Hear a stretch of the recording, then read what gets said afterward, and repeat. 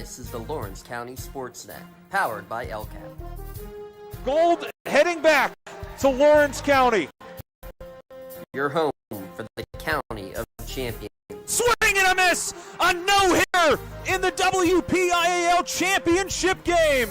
The Mohawk Warriors have knocked off the fourth-time defending champion and are champions again. The Shenango Wildcats are the WPIAL champions. Elwood City, WPIAL champions for the first time in school history. Cox with it. Cox all the way in the jam again. The Red Hurricanes storming their way to another title. Swing and a miss. A one-hit masterpiece. Turn. Fake it to Maples, keeping himself, coming near side. Can they hit him? No! I think he got in! Will begin as the state championship!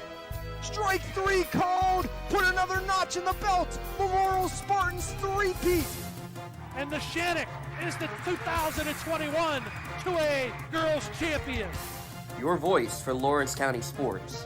The gold ball headed home to Newcastle. This is the Lawrence County SportsNet.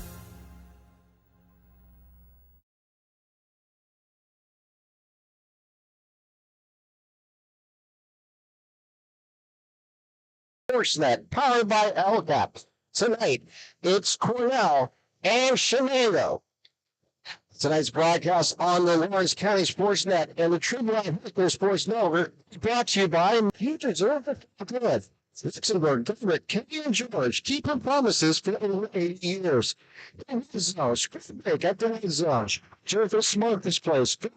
Operated since 1915. Pontus Insurance. Live the life you live, worry-free. Howard Jr. of Hassel Unity. People live in between trust. Heading home world. Restaurant, brewery, and banquet center. And by the Lawrence County Community Action Partnership. I'm Tim Continez, along with Lee Longbreed tonight's game, along with our producers, Dr. Summers and Rob Nattel, bringing tonight's game here from Shenango as we are into week 4, round 5 of the WPIS season. Yeah, that's a good way. I think to around 5. I do like it, but that's what we are in right now. And guess what? Week number 5 straight weeks of good weather. Other than a little lightning delay that we had in week number 2, round 1, I think it was, or round 2, week 1. I think we're going to have. Other than that, I mean, we had just great, perfect weather here for high school football in Western Pennsylvania, and another big one here tonight. And we're looking at this now. As I mentioned, we are in round 5. It is the opportunity to play football here in the WPIL. Not all schools have competed in each week. As Cornell comes in the record 2-1 as they lost to Mohawk in the opening 13-7, but then it went on to win 2 consecutive games and big offensive action as they defeated Jefferson Morgan 52-8, and last week defeated Northgate 42-18. I think we may see an offensive display here tonight. Well, so she doesn't know WPIL as much, and I know in a downgrade programs. So those are 2. Northgate finally won their first football game in quite a few years, and Jefferson Morgan has just they've been having a rough few years. So those 2 programs are still on the upbuilding. So Cornell took advantage of that situation, and not taking anything away from Ray. I mean, that's just a good thing. But Mohawks have done really score for them. They had a single race favorites. Low numbers. I mean, they gave Mohawk everything good handle, and I talked to Mohawk coach about that a couple of weeks ago, and they said that their answer is for real. It was a very, very, very good football team, and they got a very good quarterback, so we will get into here tonight, or we're here in Mr. Kimbrough's name. It's a big here tonight, but Cornell on the up and up, and they did not have a football program from 2012 to 2016. They did not have enough numbers.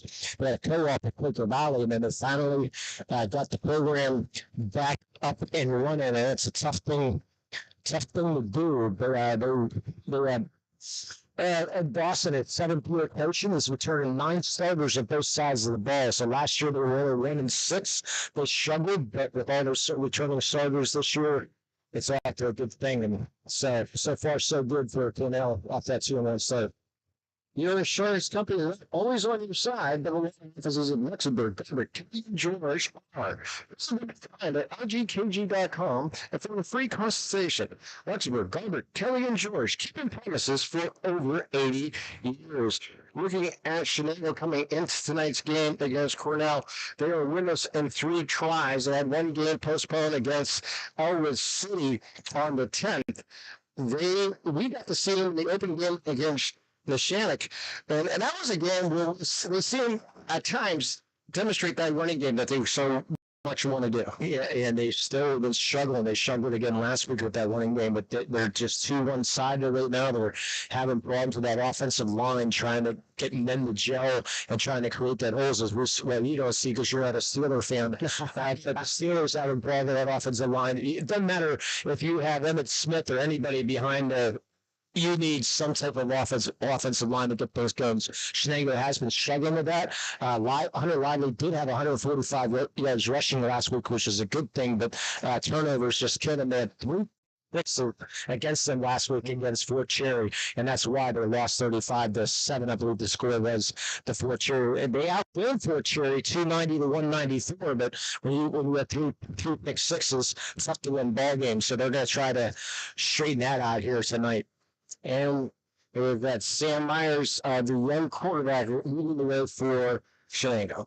Yeah, so he's improving along the way. We saw parts of that, Kids got some talent for sure, but, hopefully we'll be able to be protected, and then that's going to open things up.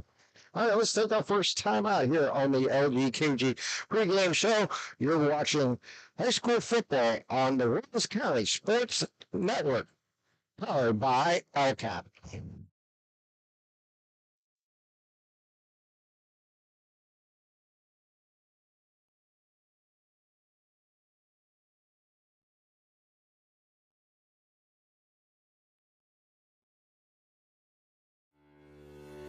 For 20 years, Melee Chiropractic has treated athletes of all ages to help them get safely back to the top of their game. Melee Chiropractic has 3 full-time doctors in their office, and all 3 are former area athletes who have had to battle injuries throughout their careers. They want to help you get safely back on your feet. But more importantly, help stop the injuries before they happen. Prehab before you rehab. Attention all high school student athletes. During your sports season, a $25 visit to the Melee Chiropractic office includes an adjustment and/or all therapies necessary. From the athletes of tomorrow to the weekend warriors and everything in between, let Melee Chiropractic keep you in the game. Has your child's early education slowed down or even paused due to the pandemic? This is crucial time you can't get back. LCAP can keep your little learner on track for success. We have options for working and non-working parents with in-person childcare and age-appropriate virtual learning to keep them busy and engaged. Parents, don't hit pause on early learning. Lawrence County Community Action Partnership can jumpstart their future. Learn more at lcap.org.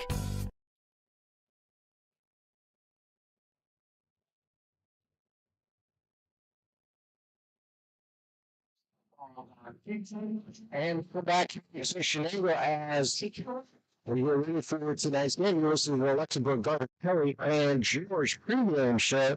When you're looking at tonight's game, one of the players that we're looking to see how they continue to connect is Sam Myers and Dalton Peters. We've seen them quick up on the offense a couple of times for touchdown passes in the last few weeks for Shenango. Yeah, they seem to have some pretty good connections going on. Seen them throw a long play with the Peters, and we'll see if they'll be able to connect that. They are going to be a very athletic team, so we'll see how that athleticism plays into the passing game for Shenango. And by the way, these teams did meet last year.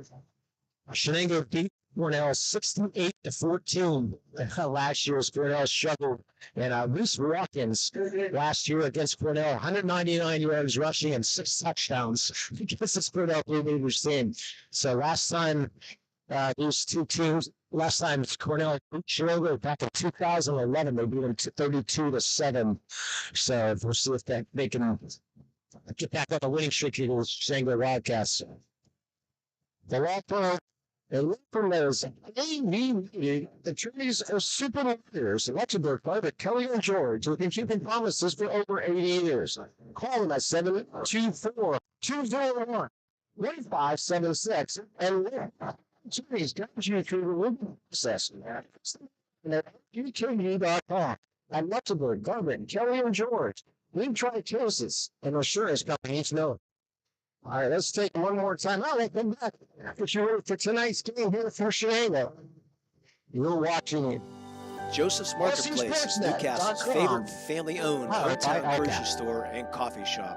Fresh meats and produce, full-line deli, homemade foods, and much more. Joseph's Marketplace has hot foods prepared every day. They also have Newcastle favorites like grape leaves, hummus, and wedding soup available daily. Follow Joseph's Marketplace on Facebook and Instagram for daily updates or stop in to see what's cooking each day. Come hang out at the brand new cafe and bakery, full of great coffee, drinks, sandwiches, snacks, sweets, and free Wi-Fi. In a rush? Go to josephsnc.com and place your cafe order online. Joseph's Marketplace, family owned and operated since 1915. Whether you're hosting a big party, it's family dinner night, or you just need a place to go and watch the big game, the Crane Room Grill is the place to be. Need that something special for your upcoming event? Ask about the CR Brewing Company's custom brewing options to give your big day that personalized touch that your guests will never forget. Visit craneroom.com to see their full menu, or call in your takeout order now at 724-656-1553.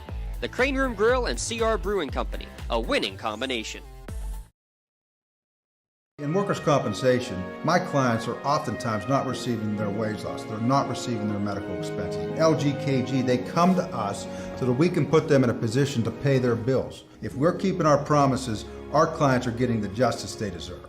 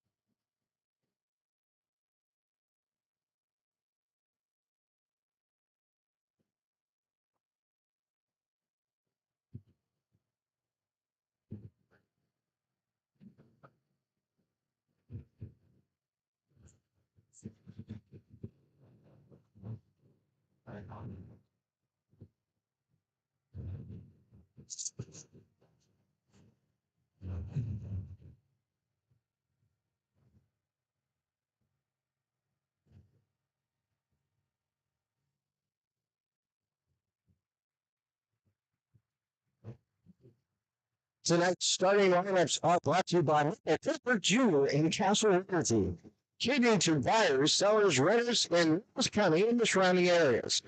Manager Michael Pittsburgh Jr. at 724-301-1382. Check out his current listings or list your own home at castle-realty.com. People you know, people you trust. When Cornell has the ball, they have Samir Kimball at quarterback. All running backs are Timothy Henderson and Reddick Clark. Tight end is Joe Dawson. The wide receivers for Cornell will be Shamar Wilson and Jason Tooley. On the offensive line, they have Vermont Ball, Gagnon Smith, C.J. Pulford, Jamar Jones, and Kenyon Trench. For Shenango on defense, at defensive end will be Kyle Linhart. At the defensive tackle will be Brandon Struck. The other defensive tackle is Jason Dominic, and at defensive end is Trevi Valentin. Your linebackers are Colton Fedezino, Chris Carroll, and Dalton Peters. Your defensive backs are Preston Schrei, Hayden Morgan, Aaron Martin, and Hunter Lively. Where Shenango's on offense, the quarterback will be 6'1", 160-pound sophomore Sam Myers. In the field will be Hunt Lively, the 175 and Aaron Martin, the 5'2", 200-pound senior. And at fullback, we'll see Chris Carroll, a 5'7", 215-pounder. At tight end, will be Will Patton. Your wideout are Preston Schrei and Dalton Peters. Your offensive line, forward Shenango looks as well. You'll have Austin Brinson, Jason Dominic, Brandon Struck, Trevor Valentin, and Kyle Linhart.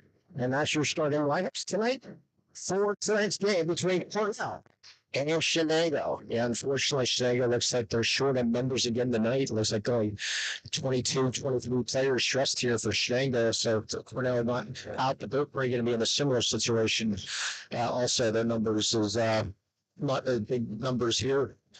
So a lot of action going on in Lawrence County tonight. Cornell is at Shenango. Mohawk is traveling down into Brighton. Freedom at the Shannon. Little travels down the Riverside. Union is at Northgate. Edward City is at Beaver Falls. Newcastle, good luck playing Central Valley. And Lakeview is at Wilmington on Saturday. Next week, we're definitely going to be at Sharpsville next week. Wilmington and Sharpsville. Oh, fantastic. And as the is of right now, if Union wins and they play Northgate, they should win. We'll be at Cornell and Union next week. So that would be the plan. Union should, well, on paper, Union should be the one. Yeah, yes. Of course, you never know on any given night, especially with the COVID area, how those things play out. So, while we're keeping an eye on all that as we progress, and as the team's captains are meeting midfield right now. So you can make your pitch if you want to go to Union or you want to go to Sharpsville. Sure. I'll tell you why. This morning, I have my partner over in Ohio, Mark Means, his cousin, Mark Means, was supposed to be the head coach for West Middlesex this year. Yeah. So when they is now part of that coaching staff. So I'll come on see it. Well, you might see it, but yeah, that's on the side. That's it. Yeah, the possibility where I don't care where the size. Yeah, okay. Enjoy no matter where we're at. And get my pig out of one of the referees here tonight already. We have a Henry sighting, James. Mr. Henry Franklin here tonight. And I have to go because he religiously watches and listens to the recaps of the games, especially on calls that close and see how we see it. So, Henry, you're always going to be wrong. No, I'm just kidding. But it's really test. Yeah, Henry is a softball, PIWA softball official and does a lot of USA softball and is the head of the chapter up here in the Newcastle area. So, it's the last good thing I'm going to say about this. But anyways, it should be a fun game here tonight. I said Cornell looks like maybe 20 players at that too. Yeah, on their side, so it's going to be hands on deck for them. There's good luck with that. The good thing is, it's a very clear night. It is. It's going to be fun. As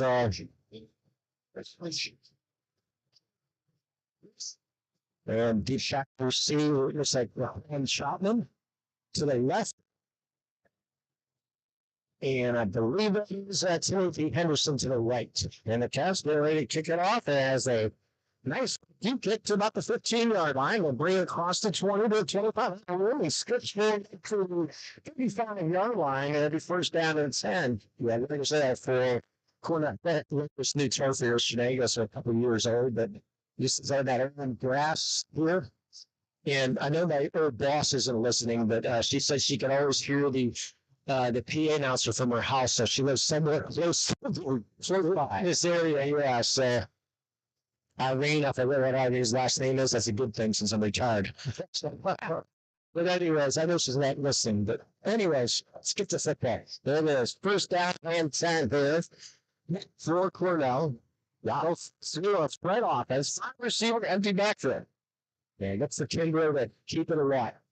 Kimbrough takes the snap. He's looking. He's going to fire outside.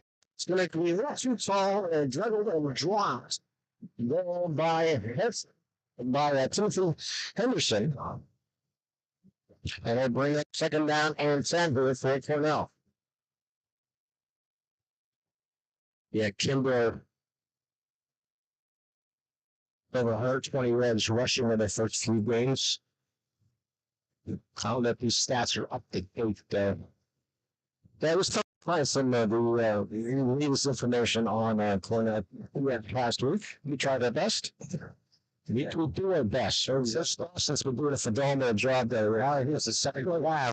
Wilson, now we're going to hand it off, and then you can lose a couple on the play. Well, nice defense there by the defensive line here for the Cavs. Sure, think it might have been a false start of some sort, but no call. It was number 28. There was Trotman. Trotman on the boy, I gotta get my. Well, they're just saying falling with the ball. Yeah, I don't know why. Yeah, not seeing a fumble, but Trotman does lose the pass, so she's there. Yeah. Right off the bat, we'll do a turnover on the second play from scrimmage, and the Wildcats are in field position at the 33-yard line. Eric Dennis in the middle of that field for Cornell. Looks like he's big in 265. High formation in the backfield. They hand it off. It's Library. He was floating down close to the 29-yard line.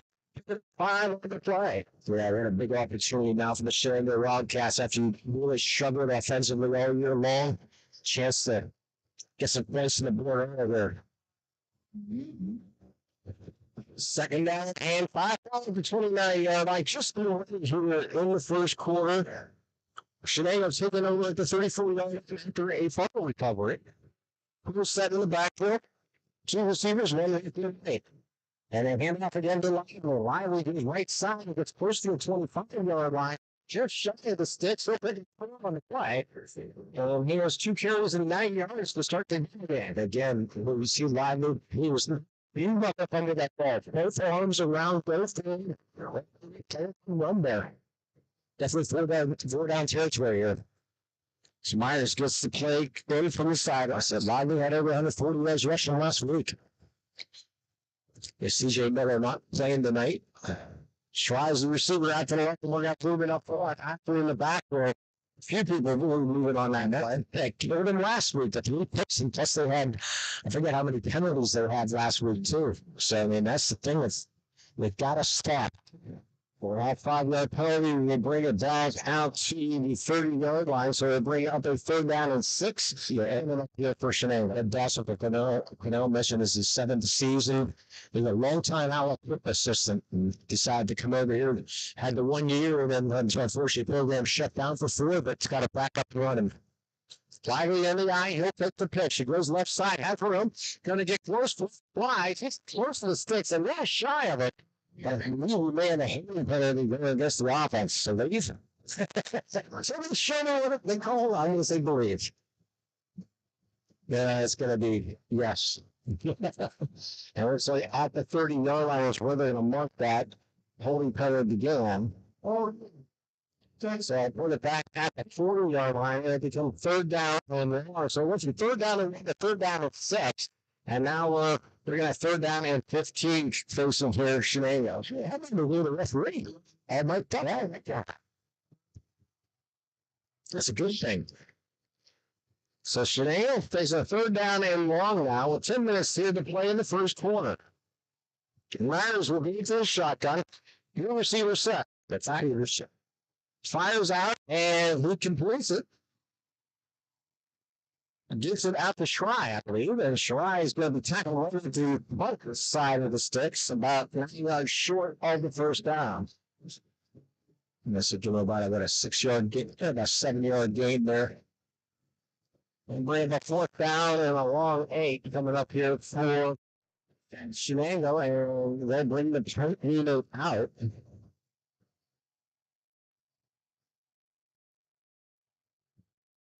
Cornell Marin Butte. Good snap, going to get the kickoff. High kick, and it is going to bounce up the 20-yard line and return to right there. Their advancement on the ball as Preston Schrei comes up with the ball there for the Cats. And every 1st down and 10 here. Second time going around here for Cornell from their own 20-yard line. I believe that was Dalton Beals with the punt and drove. Give him 13 yards, no return. 9:15 remaining here in the first quarter. Can we say it would be nice that it's inside the 20? That was for the set. That's right. Spread that's 4 receiver set for Kimball. Then you're back to pass. He's looking down the right side. It's up over the middle. Just it to Henderson. Henderson. Well, I can take over to this line. It's in the 30. To the 50. Down the center. Let's get all the way to that. And we have our first score of the ball game. An 80-yard running off to Henderson for the touchdown. Yeah, Shane Kimball was under immense pressure, was able to just bounce it. The quick pass, and it should have been brought down. And look at number 32 as a goal for Jerusalem. Had him left backfield, but somehow Henderson was able to break that, get outside, and then off for the races left there. He could have moved with one of the Wildcats about the 50-yard line. I think the shoes are still on the field. Yeah, great run there, 80 yards. Okay. Gets them on the score with 8:59 here to play in the first quarter. Now, what it made by the senior. MJ Smith in for the point after here for the Raiders.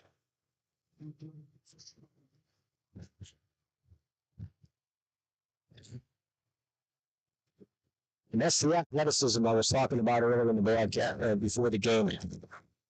Yeah, looks like that. That was new problem there. Yeah. Looks like Jameer Jones, we're ready to have a problem, is going to have to come off. So MJ Smith in for the point after. Snaps a little high, does the kick down, straight on, and he puts it through. So with 8:59 here to play in the first quarter, Shenango tries the Raiders from Cornell 7-0. We'll take this one at a time out. You're watching SportsNet.com, powered by AgCom. When the high school season heats up, make sure you have the best gear to support your school. Head to the Red Zone on Wilmington Road in the Shenango for all your county sporting apparel needs. From sporting goods to custom apparel to embroidery and more, the Red Zone has it all. Quality gear for all 8 schools in the County of Champions. Stop by and enter the Red Zone or visit them online at theredzonesports.com. Score big at the Red Zone. Looking to buy, sell, or rent in Lawrence County? Get Realtor Michael Kurtwood Jr. in your starting lineup today. Michael Kurtwood Jr. of Castle Realty caters to buyers, sellers, and renters of Lawrence County and the surrounding areas. Call Michael Kurtwood Jr. at 724-301-1482 today. Check out his current listings or list your home at Castle.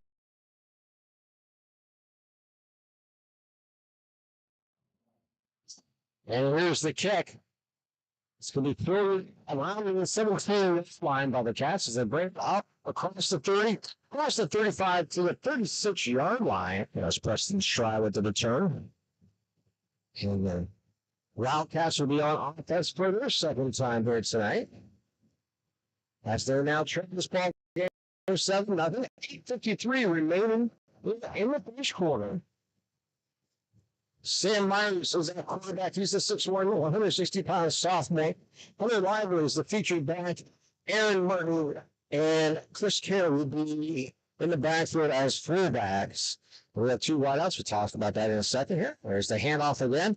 And there's Lively. Goes across the 30 and stretches out close to the 42-yard line. Nice pickup for 7 there for Lively.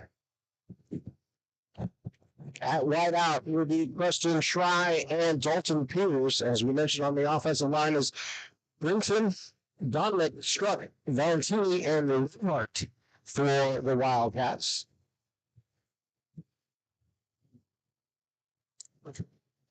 So underneath center goes Myers. I think it was in the backfield. Again to Lively. He's moving the backfield and down right at the 40-yard line. He'll lose a couple on the play. Yeah, Walter Clark. Great job by Clark there. That's a couple-yard loss. Remind our out-of-town sprinkler tonight. Right to you by the crane room. Grab a seat in the bar. We're down in the walk to outside on the patio, especially tonight. There's plenty of room in the crane room. Stop by before or after the game or visit them online at www.craneroom.com. Third down and 6 coming up here for Shenango. And there's snap, and they're going to get the ball. Lyer's going to skip. He has a man open. He finds his receiver and is by Aaron Martin for a fourth down pass connection. What a nice play there by Myers. Avoiding the tackle of the ball, moving out to his left and finally open for that fish down toss. I think there's an offsides there, didn't it? There's like a lot happened. I think Shenango was expecting it, but did not. As Myers was able to slip out, he was under pressure, but how he found that receiver out there in Aaron Martin, one move, a good throw, first down. Shenango in business. Underneath center again is Myers. Hand off to Lively. He goes straight forward, goes forward across the 45 down, close to the 33-yard line. Yeah, let it just let this kid, don't you? Yeah, I do. I mean, he just. And I'm going forward. We're startled. You know, he's not going east to west. It's all north to south, downhill. I'm going. Exactly. Not backing up and momentum going forward, trying to pick up yardage. Yeah, Shenango needs a nice long drive here. Down 7-0 with 6.5 to go here, first period. Hiley dots the I in the box here. Myers underneath center. Takes the snap, pushes out to Lively, goes right side, half the room, and is quickly gobbled up there and brought down. But a late flag on the play. Looks like another ending call. Yep. And this is an interesting situation. Do you jerk it down? But I'm not. I'm going to get. I said pushing back. Yeah, well, the studio cheers. We have about 90 cheerleaders here tonight, first to 8th grade. Pushing back. Oh,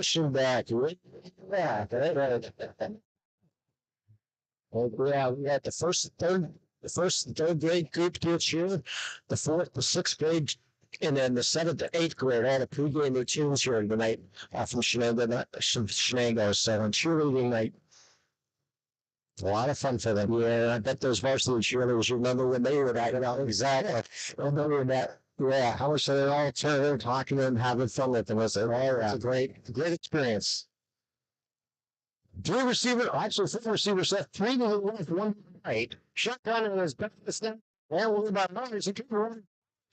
And he's going to get rid of it over the head. It was a terrible receiver, but a nice play by Myers recovering from that snap and able to get the ball out of bounds for a roll. Right up just 3rd down and long. Didn't lose anything. Yeah, fortunate for Myers. It's tough. They bounced straight back up to him. So they tried to make something. There was nothing for Morgan down there. They should have seen throw there. Just either it's going to be complete or it's out of bounds, in that situation. It was probably a little hesitant right now. Those 3 6s last week. Yeah.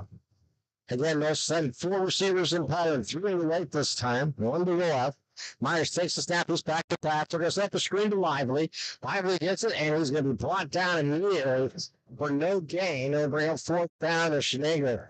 They'll bring the special units on to punt the ball away. Yeah, it's good defense, and that athleticism again. A lot of athletes on this Cornell team. So Dalton Peters back to punt the ball away. And look out. See who's lead. Here was a early morning. Mr. Shotman. Down. There's the kick, and it's going to be a roll from him as the ball's going to bounce at the 20 and then left, and die right there inside the 20-yard line.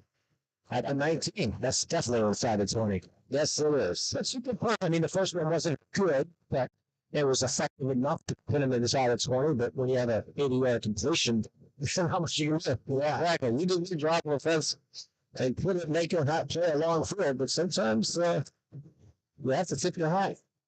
And that was Kim to Henderson, who at the end of this game will have our aircraft player of the game and our Melee chiropractic play of the game. Let's see what Cornell can do here. Senior combo. Kimbo, excuse me. It's all right. Kimbo hands it off, and it's going to get back to about the line of scrimmage. She may get about a yard the most on that play. Bring up second down and 10 coming up here for the Raiders. Yeah, it was Henderson. Can I give him one? I'll definitely have it. It's one of those. I give him one. It's like for that. Exactly. Second down and 9, ball at the 19-yard. Nothing betting on the game. NFL, I don't know if it's my fantasy football team. You don't want to give them points, boy. Kimbo in shotgun. Kimbo. Just go back. Kimbo on the option, and they'll give it back to Henderson. Henderson turns the corner, is on a horse collar, and that would be back to 23-yard line, and they'll get first down yardage on that defensive penalty. When you do the back there, the referee better not miss that one. The Raiders, bring him down. The old days you could do that. The new days must send last. Jerry Jones made sure that never happened again. Not that I will, but it is rule. That's the either. Yeah, it was unfortunately the influence of Jerry Jones brought that to football. We'll have to swear on this network. I understand. For Kimba. Oh, there I have it. That's right. I don't have the R of his name on my sheet. And who cares? That was on me. Well, you know you typo. That's what I keep saying it that way. Now I know. And was that Kimbrough on the carry? That was Kimbrough on the carry. Okay. That's all right. As long as we get it corrected eventually, you know? The best. Right? Gotcha, bro. Full say left and right. With the pistol. Takes the snap, he'll hand it off. That's Troutman. Troutman is going to swing out to the right side and get back to the line of scrimmage. Maybe a yard gain at the most. Boy, good job just throwing out. Breaking tackles, trying to get through, but Valencia finally was able to bring him down after he broke it. Got 3-4 tackles in the back and just couldn't find the room to get outside when they finally brought him down. So, third and long situation. Kimber, see what he has here. The batter tricks at 3rd and 9. Ball at the 40-yard line, down to 3 minutes for the play in the quarter. The Raiders leading 7-0. What a gorgeous night. This is perfect fall evening, isn't it? Empty back row for Kimbrough. Back to Pack. He was looking down the middle. He team for Henderson. The 30. He started running with the ball. If he secured the catch, he may be still running right now. Yeah, he was under pressure there. Kyle Lenhart was on the pressure, but he was able to get through, and it almost looked like the Shenango defense just stopped in that ball. It looked like the ball's going to be overthrown. It wasn't. Henderson came down with that ball. Should have been a 6, but it sure looked like Shenango just gave up on it, didn't it? Yeah. Well, good news for Shenango is they'll get the ball back here on this punt. No snap, and they're going to get it just enough. How did he miss it? And the ball's going to roll dead around the 37-yard line. How did that ball get through for Drew's hands? I have no idea. It was not into the kicker. Yeah, at the same time. Exactly. Phenomenal. 2:31 remaining for the first quarter. Shenango got on this ball at the 39-yard line. Sam Myers, the 6'1", 160-pound sophomore, brings his team to the line. Dalton's the receiver out to the right. Schrei's the receiver out to the left. 2 setbacks. Handoff goes to... What's the line? It was Lively. Lively is at action to 45. When in doubt, say Lively. Now, what I was going to say, when in doubt, you see the guy going north to south, it's probably Lively because that's true. Both names are in the... I'm going forward. Zaga styles. Yeah, there's a name from the past. If you're old enough to know that, yeah, yes. Lively blocks the guy in the backflip. Myers took the snap underneath center. And off to Lively, who's the line of scrimmage for no gain. Then bring up 3rd down and about 4 coming up here for the Wildcat. Yeah, that was Kenny Tench who just absolutely leveled him. It's like a 1-yard loss possibly in that play. And then we'll bring up a 3rd down. 4, let's call it. They have to get to the 49-yard line for the 1st down. Yeah, looking at the square it's a little wrong. It's balls on the 45, not the 39. That's what got me confused there. Yes, I guess there at 39, but just hasn't moved.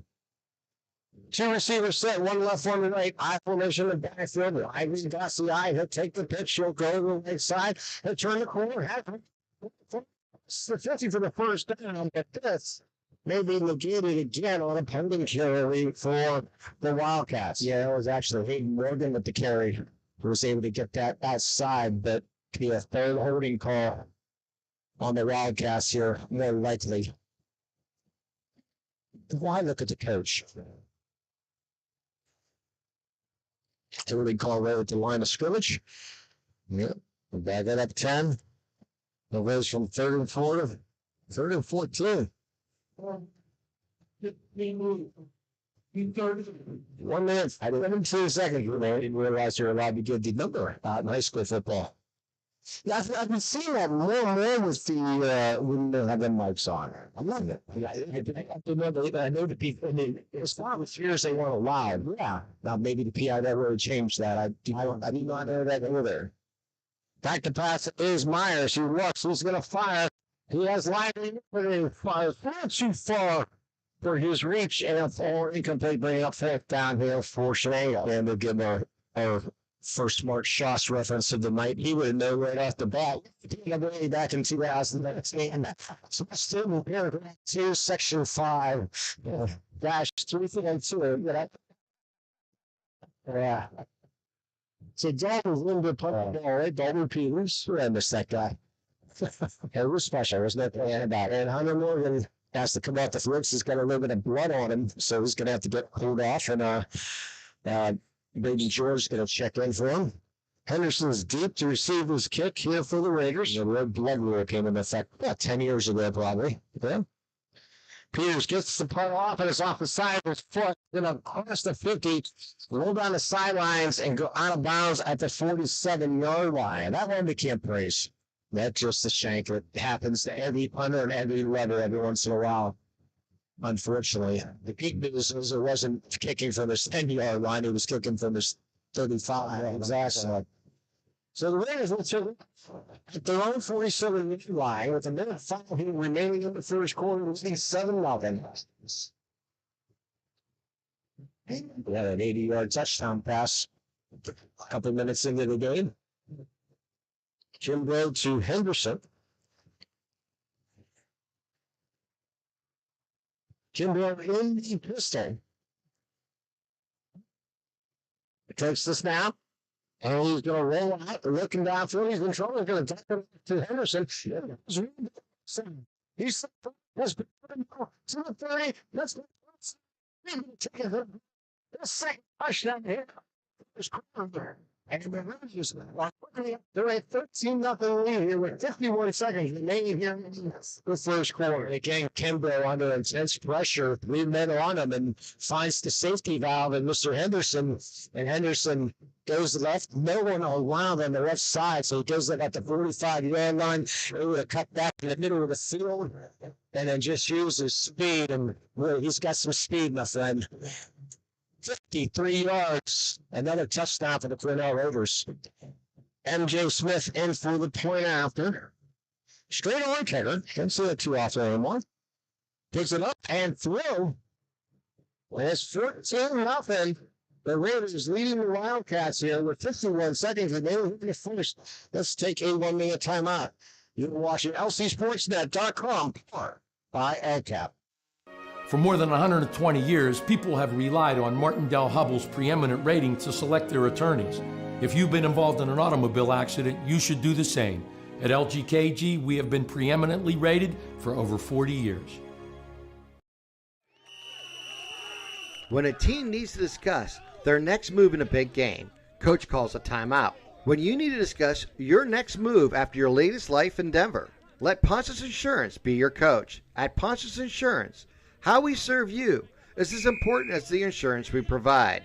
Protecting those you love, the business you built, and the things you've earned. That's our job. At Ponce's Insurance online at poncesinsurance.com. Ponce's Insurance. Love the life you live. For more than 120 years, people have relied on Martindale-Hubbell's preeminent rating to select their attorneys. If you've been involved in an automobile accident, you should do the same. At LGKG, we have been preeminently rated for over 40 years.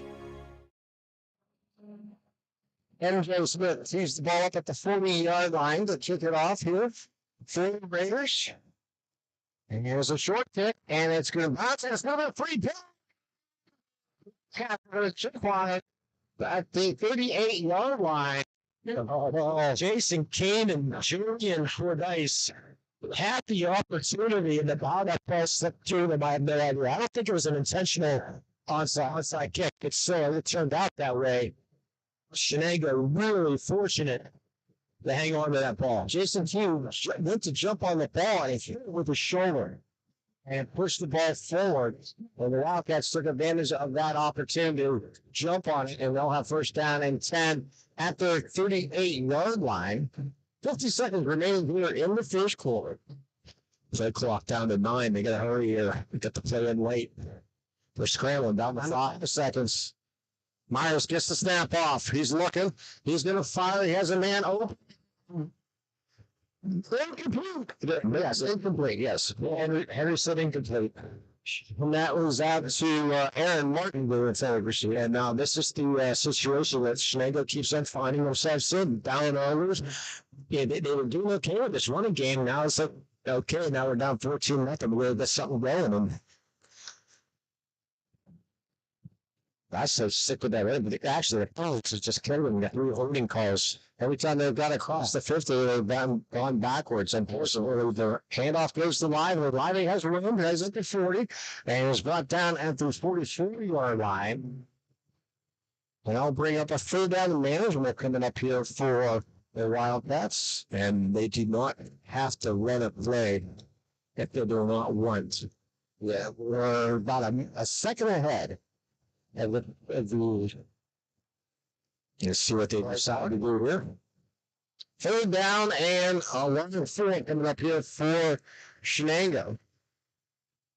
Myers does take the snap. He'll hand it off, and he's caught in the backfield as Lively was brought down at the 43-yard line. And I'll bring up fourth down. That's the end of the first quarter. We played one in Shenango, and the Raiders from Cornell, the Wildcats. Shenango, 14-0. We're watching SportsNet.com, powered by LCAP. Wherever you're going, Axe can get you there. The bowling alley, beauty salon, and even the library. Axe can get you there safely. The grocery store, the pharmacy, and the bank. Axe can get you there comfortably. Going to work, visiting a friend, or just to relax at the park. Axe can get you there affordably. Axe is here to get you there, safely, comfortably, and affordably. Choose Axe as your driving service and give us a call to schedule a ride. Hey Scotty fans, it's Mrs. Ryan and Miss Felina here on behalf of the Union Area Education Association. And we want to wish all of our Scotties good luck this season. Go Scotties!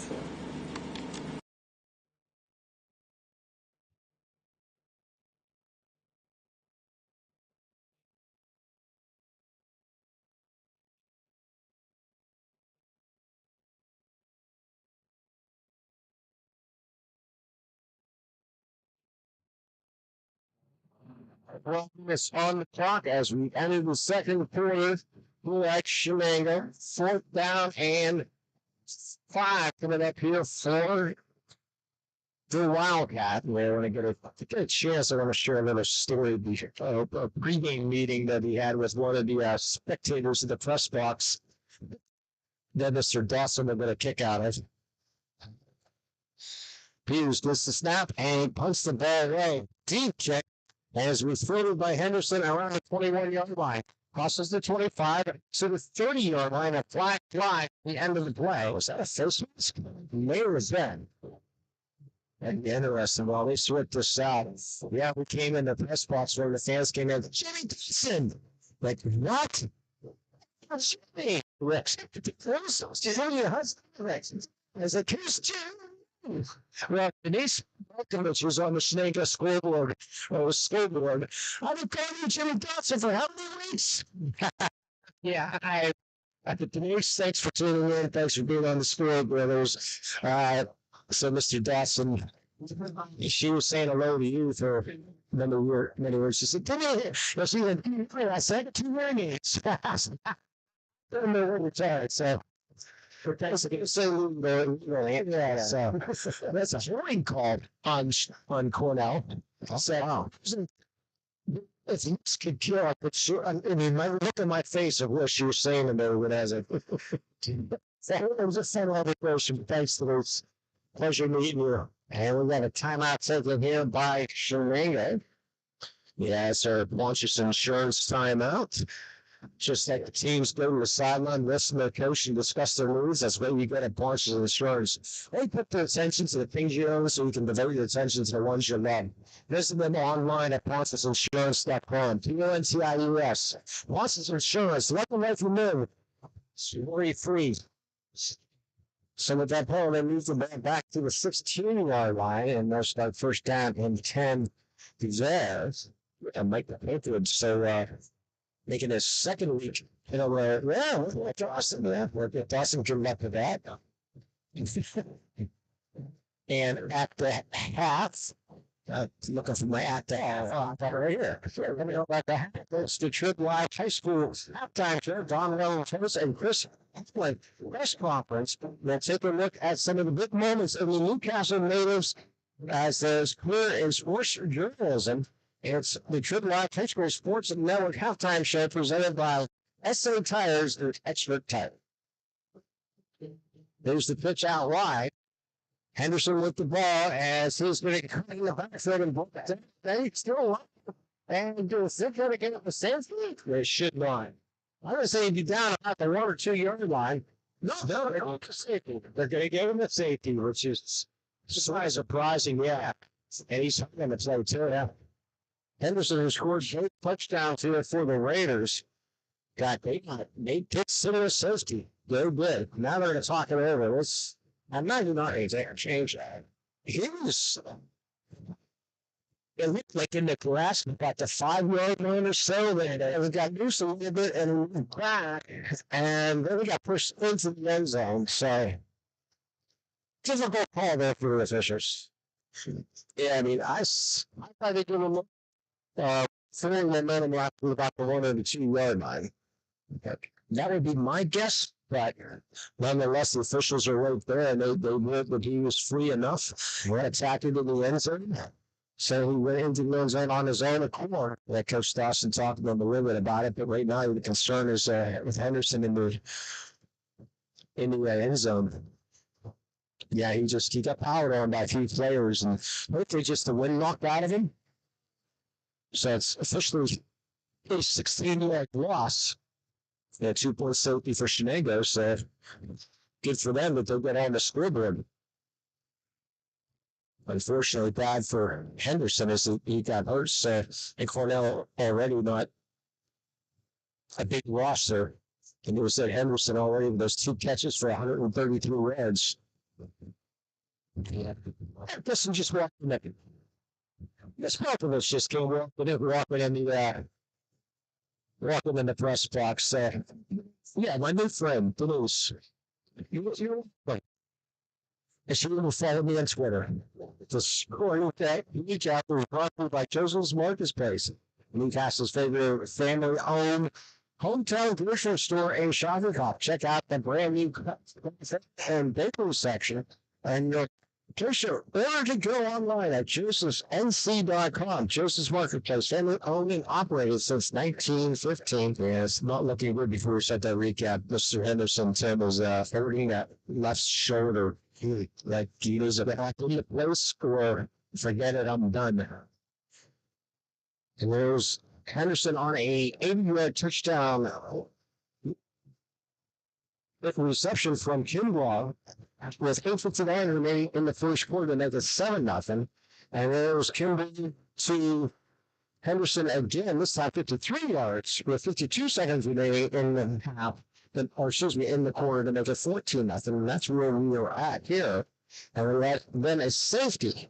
16-yard loss on the play. Shenango's defense scores the safety to make it 14-2. They're trying to get his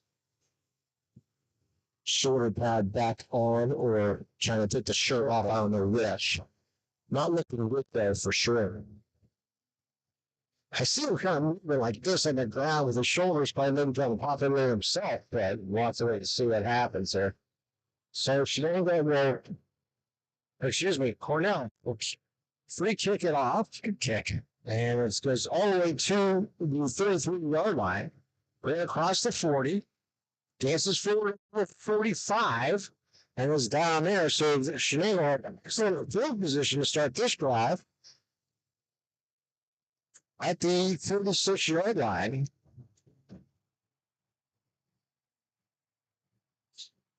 And almost that's Henderson's like just walking back in the place and make it back out there.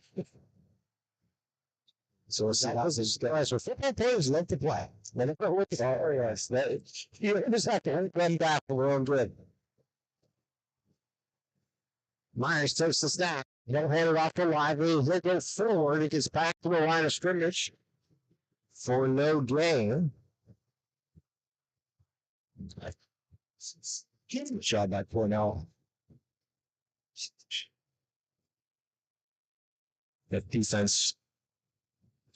Second down and 10 coming up here for the Wildcats. 11:06 remaining here on the middle clock in the second quarter. 13-2 is our score. So Myers will be in shotgun. We'll have a 3-receiver set. Wiley will come in motion to take the handoff. Goes to the right side, turns the corner. 10-50, 10-45.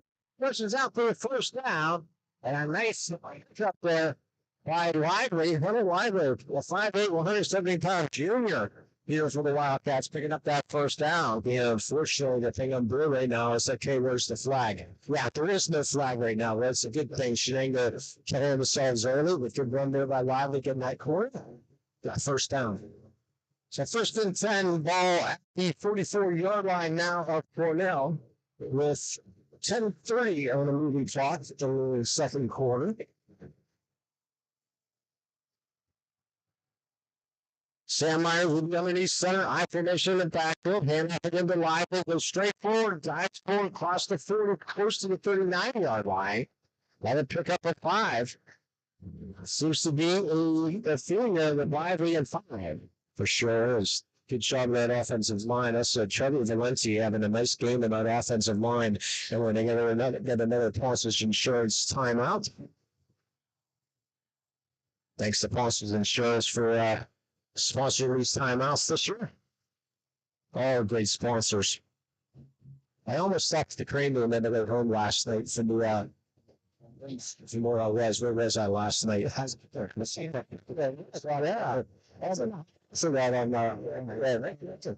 Yeah, can't remember the kid's name now. Had all 4 goals. I can't remember the kid's name. That's Southside Beaver scored all 4 goals. Was our Wildcat was that of the game. Well, and we had the big we mainly chiropractic because they were the player of the game. Get to see what's that. See what's be done. I want to thank all our sponsors and Northern Chiropractic. Lots of great stuff. Kevin and George, the Red Zone, Joseph Marcus Place, Sponsors Insurance, Michael Clifford Jr. of Castle Realty, the Crane Room, and of course, the Lawrence County Community Action Partnership. Yeah, make sure you stick around at halftime. We had the Cornell band and the Shenango band for your entertainment. Tim and I go eat after. And so, there's some refreshments there at halftime. So, fine. It was on a deep drop. The screenplay, we'll see as Martin gets across the 30 to the 20-yard line, another first down pickup here for Shenango. Oh, what a great fake. He really sold it well, and that brought all those linebackers in, and I was able to get that completion there. I believe that was Aaron Martin, wasn't it? That's right. That's 21 just slipped out of the backfield, hit him perfectly and shy of the first down. Good play. It's like the way he sold that. Everybody in the ballpark thought Lively had the ball. Myers underneath center. Takes the snap, handoff to Lively. As he just moves forward, doesn't give up, at least gets about a run on the play, it looks like. Yeah, Micah Dickerson in on the tackle. We'll have some unofficial numbers at halftime.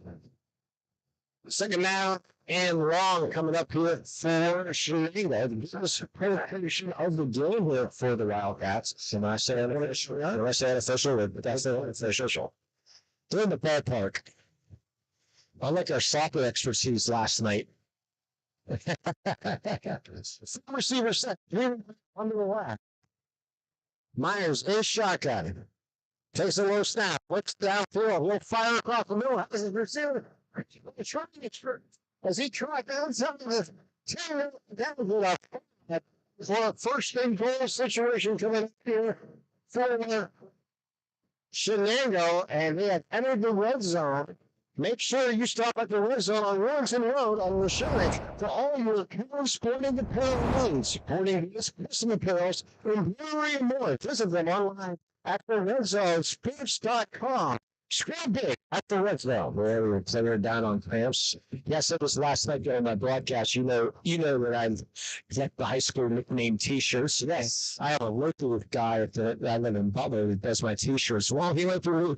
I think I'm gonna have to give the red zone an opportunity to put my T-shirt up and see how they do. Excellent. That's the idea. That sort of terms as they're sponsoring my podcast, and I was in their store. And it's a great store. I can't wait to stop by myself. France. Yeah, it's got the Lawrence County champion shirt of all the champions. Yeah. And we're offering in his own powers. That's number 55 is Hagwood Smith. They can't afford to lose another player. Ross Henderson. Yeah, maybe 20 players dressed to begin with. Yeah, that's right before COVID.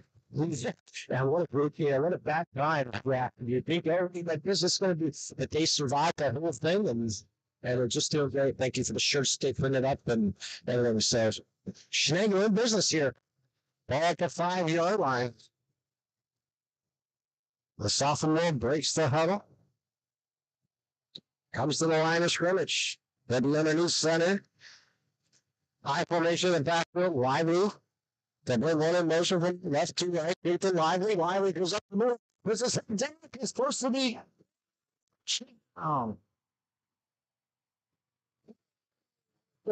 The touchdown is the Wildcats cut into this Raiders lead now. It's 14-8 with the points after to be attempted. I believe it was Colin Fedruzzi on the block that was able to swing it and get Lively inside. Great job there. Shenango answers back. Off that safety.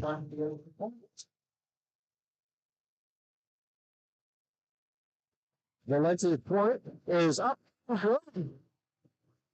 And with that, it's 14-9. The Raiders with the lead over the Wildcats. We're going to take a time out here watching SportsNet.com, powered by LCAT.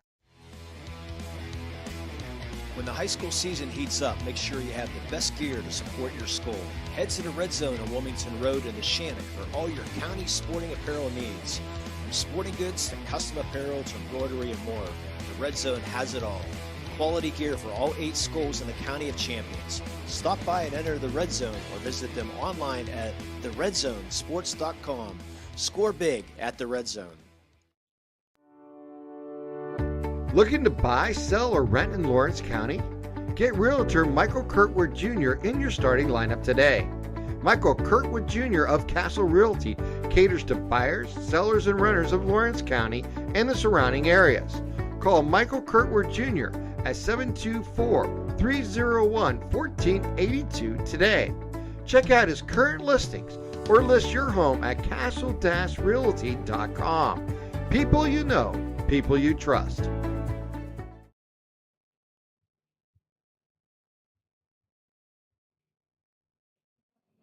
And Shenango gets their first touchdown of the game. Valenti kicks off, and it'll be 30 up to 25. Troutman with the ball across the 30. He reduces field. He's at the 35, has room at the 30. At midfield, down to the 40. Gets back inside, gets inside the 30 and down to the 25-yard line. And we have a marker now. Yeah, when he was ready to cut back, or when he did cut back, the flag came out. And that is definitely coming back. All the way back at the 34-yard line. Henry makes the call, Mr. Fern. Yeah. And he can watch the replay and say, look, I got it. Always archive. Live and archive here. Also, SportsNet and SureBlive.com. Watch any broadcast or listen to any broadcast anytime you like. So they have a 10-yard mark off. Back to the 25-yard line for the penalty at the 35. Where Henderson is not going to come back in. He's got the sling on, the shirt off. It looks like he will be done for the night. He had a big first quarter with 2 touchdowns here for the Raiders. 2 catches at 133 yards. Unfortunately, he looks like his night's going to be done. Yeah, they're putting a sling on him over that sideline, but set shoulder. Hopefully, it's just a sprain or something out line. Empty backfield, takes a low snap, just going to throw it, no, completes it, and he'll get it out for about a 3-yard gain. Gets it out to, I think that might have been trying. Yeah. You lost your big play guy out for the definitely going to be out for the game, or that's miracles happened at halftime. Second down and 7. Again, empty backfield for Kimbrough. Goes back to Patrick. Well, it was picked off. Oh, making the play was Kale making the play on that. As Chris Kale, the 215, 5'7", 215 sophomore, we're going to start at linebacker tonight. Do you think he read his eyes? I was going to say, read that perfectly. Yeah. And see, but go and ran a little too quick without the ball. Yeah, jumped the gun there. Unfortunately, he was able to at least get the incompletion. 7:54 remaining this quarter. Kimbrough will stay in an empty backfield. It's 5 receivers set. 3 to the right, 2 to the left. Kimbrough back to pass. He's looking down the middle. He's going to find it. Going deep for the treatment. They come inside the 20. The 20-yard line. 57 yards. Wow, 57 yards to Troutman. And what a play by Travis to catch that over-the-shoulder catch. Had a step on the 2 defenders. And Kimbrough hit him perfectly in stride. Great play. And Cornell enters the red zone. Make sure you visit them on Wilmington Road for all your apparel needs. Square big at the red zone, redzonesports.com. Wow. So the Raiders on the move here at the 12-yard line. No. Yeah, I'll tell you what. Big play offense here for the Raiders. They better hurry up. They better call timeout. They just call the timeout. Let's have Ponchos Insurance timeout. We have Ponchos Insurance. Thanks for sponsor our timeouts. Ponchos Insurance here. That's the SportsNet. Yeah, looks like Mr. Henderson's there. Looks like he's headed to the locker room possibly. Yeah, he's hurting. Definitely hurting. I'm just so amazed at the throw of Kimbrough. Kimbrough, and he was under pressure. He's 3 passes today, and about 3 of them were right on target on those deep passes, and a couple of them were dropped in the first half, but that one was right there, and Troutman did not miss it. unofficially right now, 3 completions for 180 yards. Excuse me, 190 yards. Three completions for 190 yards. Just such stats. That's my stats. How about those stats, my friend? Yeah. Early lead for the start of the game.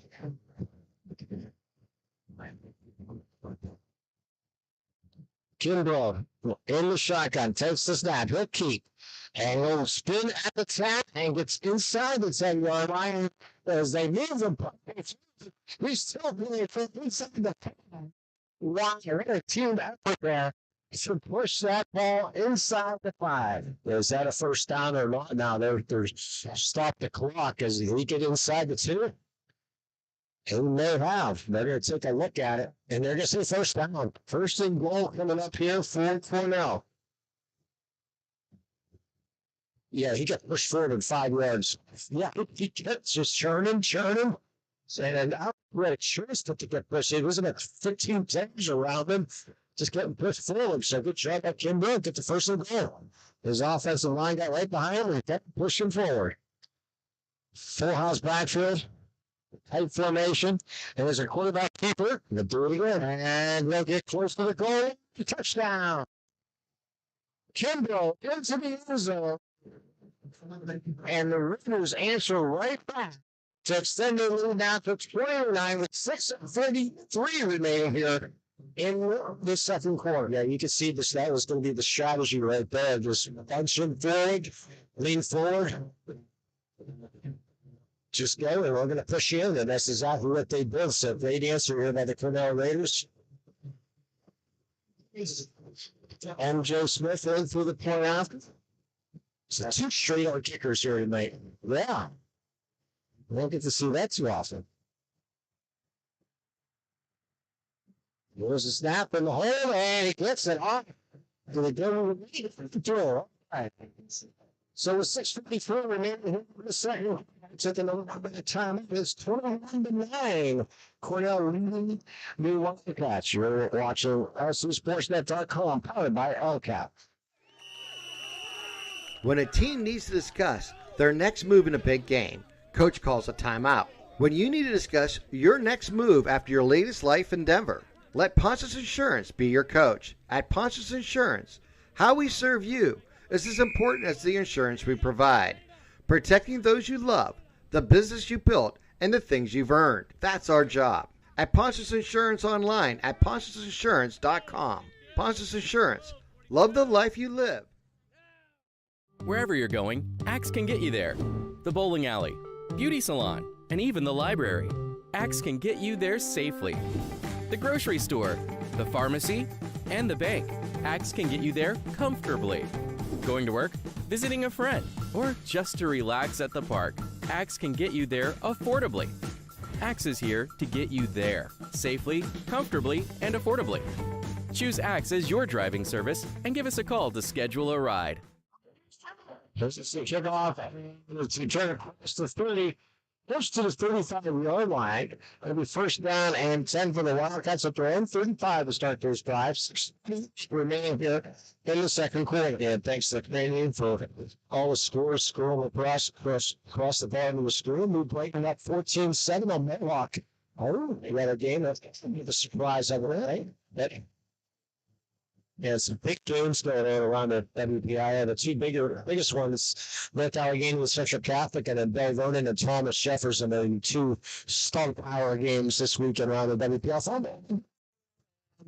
Myers, I believe, retrieved it as he had trouble getting the ball from the center on that snap. After the game, we can listen to Chevrolet High School Sports show. Good. I listed that one pretty good. The scoreboard show, sponsored by SO and Essex Tire. I'll tune into a local radio on the way home, where you can watch it. Trib Live for TribHSN.TribLive.com. There's the handoff, and it goes straight up the gut. We're lively, and we'll pick up about 3 on the play. We'll bring up 3rd down coming up here for Shenango as we talk. Takes under 5 minutes and 30 seconds remaining here in the second quarter.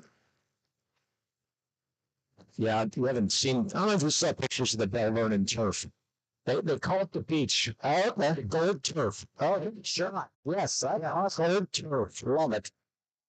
I'm not crazy about it, but I like the blue turf in Boise. Yeah. Here's the snap. Back to passes. Myers going to set up a screen.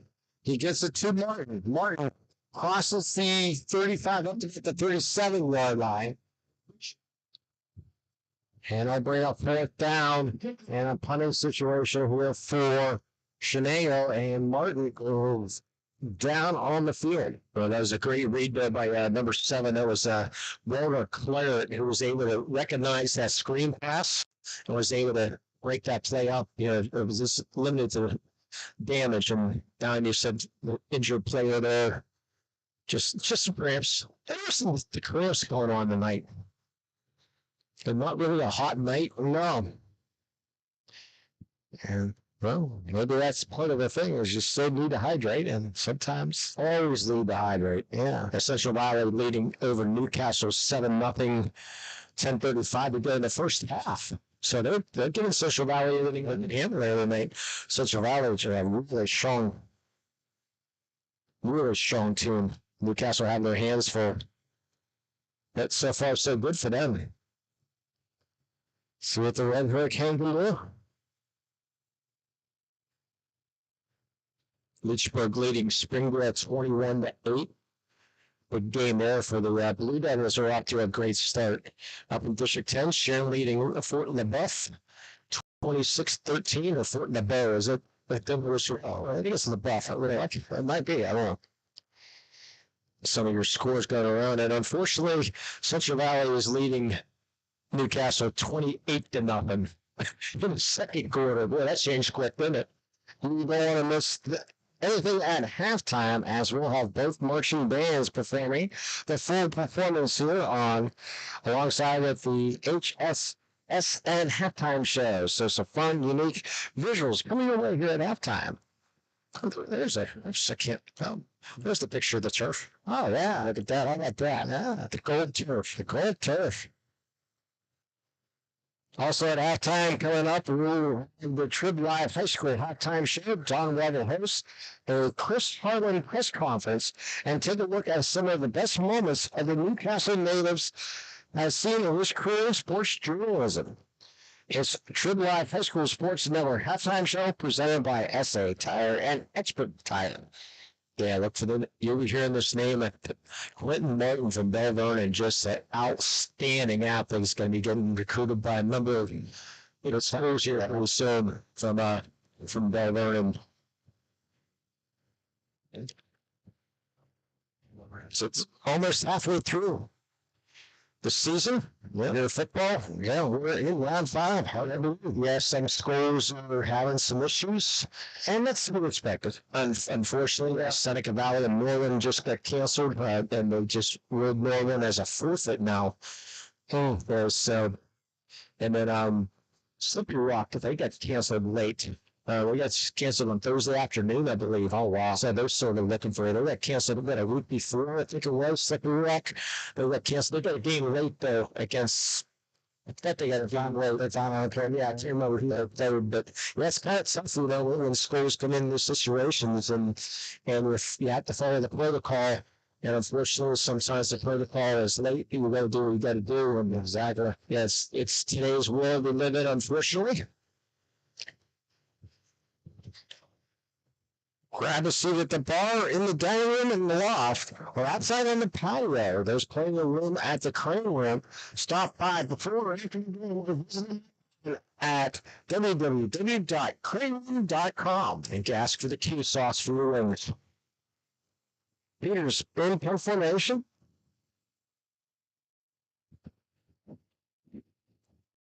Hotman back to receive. I'll kick it away from him, and ball will bounce at the 35, take a high bounce over Troutman, and goes down inside the 20, all the way down to the 15-yard line. And beautiful kick there by Peters. How about a 53-yard kick with no return? I'll make up for that. Have it off the side of his foot. Yeah, that would do it. And please, the sponsors that we have on LC SportsNet, please, when you go and support these sponsors, please tell me you heard it on LC SportsNet. Tell me you've heard them, and appreciate their business, which I would do when I get back to the crane room. Yeah. And Joseph, I got to get back out to Joseph's. Dawson was teasing me earlier, talking about the ribs that we had there. Yeah, unfortunately, the ribs are done for the year. Yeah, last week he was like, I got the ribs. I'm like, you joke. Yeah. And I said, yeah, I could have a Pontius Insurance timeout again. They're going to go to the sideline. They're going to talk to the coach. And they're going to discuss what they need. That's what we got to do at Pontius Insurance. They put their attention to the things you know, so you can devote your attention to the ones you love. Visit them online at PontiusInsurance.com. Pontius Insurance. Love the life you live. Really, 3. We'll get a quick first quarter. Now we're paying for it. I was going to say, we got 30 points on the scoreboard. Yeah, first half, though. So, yeah, Cornell showing their athletic ability right now. And, Henderson, unfortunately, getting hurt after those touchdown passes of 80 and 53 yards. And then Henderson going out, looked like a shoulder injury of some sort. Then Kimbrough hit Troutman for a deep pass, about 57 yards, I believe. Yeah, it was 57 yards, correct. So at the end of the game, we'll have our LCAP player of the game award. And my Miami Chiropractic Game Award. So plenty of time there for that. First down, here's Kimbrough will keep. So we're out and get close to the 15-yard line. When they give him the forward progress, or like I said, that knee was down. Like I said, that knee was down at the 15. Second down and 10 coming up here for the Raiders. 30 on a moving clock here in the second quarter. Got back to work. Every day was ball. Back it's nice getting out people. I feel it. Remember for me. They'll send. Four receivers in pattern, 2 left, 2 right. They'll bring one in motion. And it'll be Kimbrough on the option as he pushes Trickman and he gets caught from behind the 30-something yards, got down to the 37, got first down one. That option Trickman. Yeah, nothing there to the left. They say break it back to the right. And good job there by Raquan Troutman. Broke the tackle, but unfortunately it's not going to count because we're going to flag with the 16-yard line. Yes, you will. Another holding call. The flags have been busy tonight for both teams. Yeah, probably Henry again. Half the distance in the show. Jeez, good move, West Cruiser. That wasn't me, Henry. Close at the 8-yard line. I forgot to text Dawson that we had a Henry sighting tonight. The pistol. 4 receivers set, 3 right. Takes a high snap. He's back to pass in the end zone, and it's called recovered away. The ball incomplete. The nice defense there for the Wildcats, getting their hands up, knocking that ball down. Yeah, that was Jason Dominic who got the hands up. Third down and long coming up here for Cornell. I was ready for him to go deep because that's about all of them throwing. The Bears setting up the screen, but Dominic got the big paws up. Big play here for Shenango. He's still got 3:29 left here in the first half. Still got 10 miles left. Still got a chance. Exactly. You hold them now. Even if they run the maybe call timeout, stop the clock. Big play here, both offensively and defensively for these two. And the delay game penalty is going to kill them right now. Yeah, we're out of time. Put them back 5-0, but actually half the distance, put them all back the 3-yard line. Making it a little more challenging here for the offense.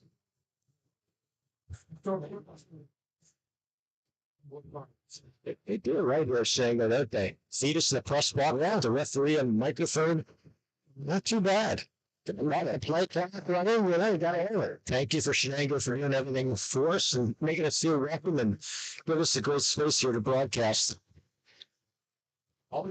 So 3rd down and 25 coming up here for the kick. Jimbo, good keep. It crosses the 5, down at the 6. So small gain. And Shenango, they're chance with the ball again. They're not going to use the timeout. They're going to let the clock run. 3:15 on a moving clock. They're going to use the timeout. Now you go after the kicker. Exactly. Put some pressure on him. Got to go after the kicker because it was the last time, I believe that was Ferguson. Almost had to block the last time. Short at the 35-yard line to return this punt. Cornell really confused right now. Nice for that money, and a roll snap, but we have Bristol stopping the play. The flag down. I assume that's going to be a false start. Or they're leaving a substitution. To help start Cornell. Run. Back and back. Choose yards. Set. No. Now be the ball to 2-yard line. Yeah, Dickerson now. And he should be staying on close to that end line. Yeah, but he's got safety with no holes. Great shot. Good shot. I shot. Down the center. And if it was around the center line, nice return by Schry. I don't know how Dickerson's getting those big. That was phenomenal. Low snap and that 30-yard kickoff. Exactly. So big play here now for Shenango. You got 2:35 left. You're down 21-9. They're 31 yards away from pay good. There we can see we don't really have a field goal kicker for yardage here. So Shenango's going to look to get in the end zone here. So sophomore quarterback Sam Myers brings his team out of home to the line of scrimmage. The 6'1", 160-pounder. They go on into the center. He's 5-9 on the night so far, Sam. And then that may be carrying the backfield now.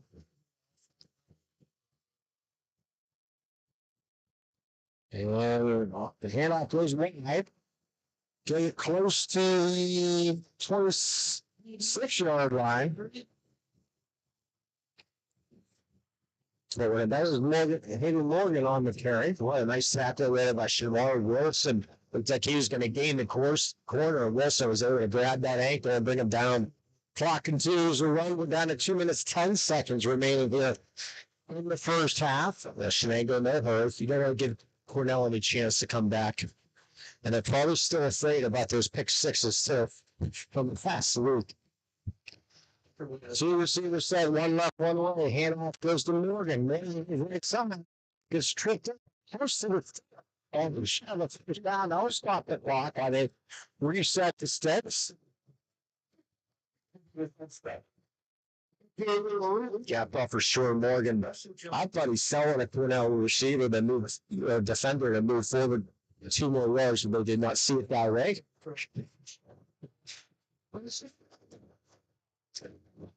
First down and 10 here for the Wildcats.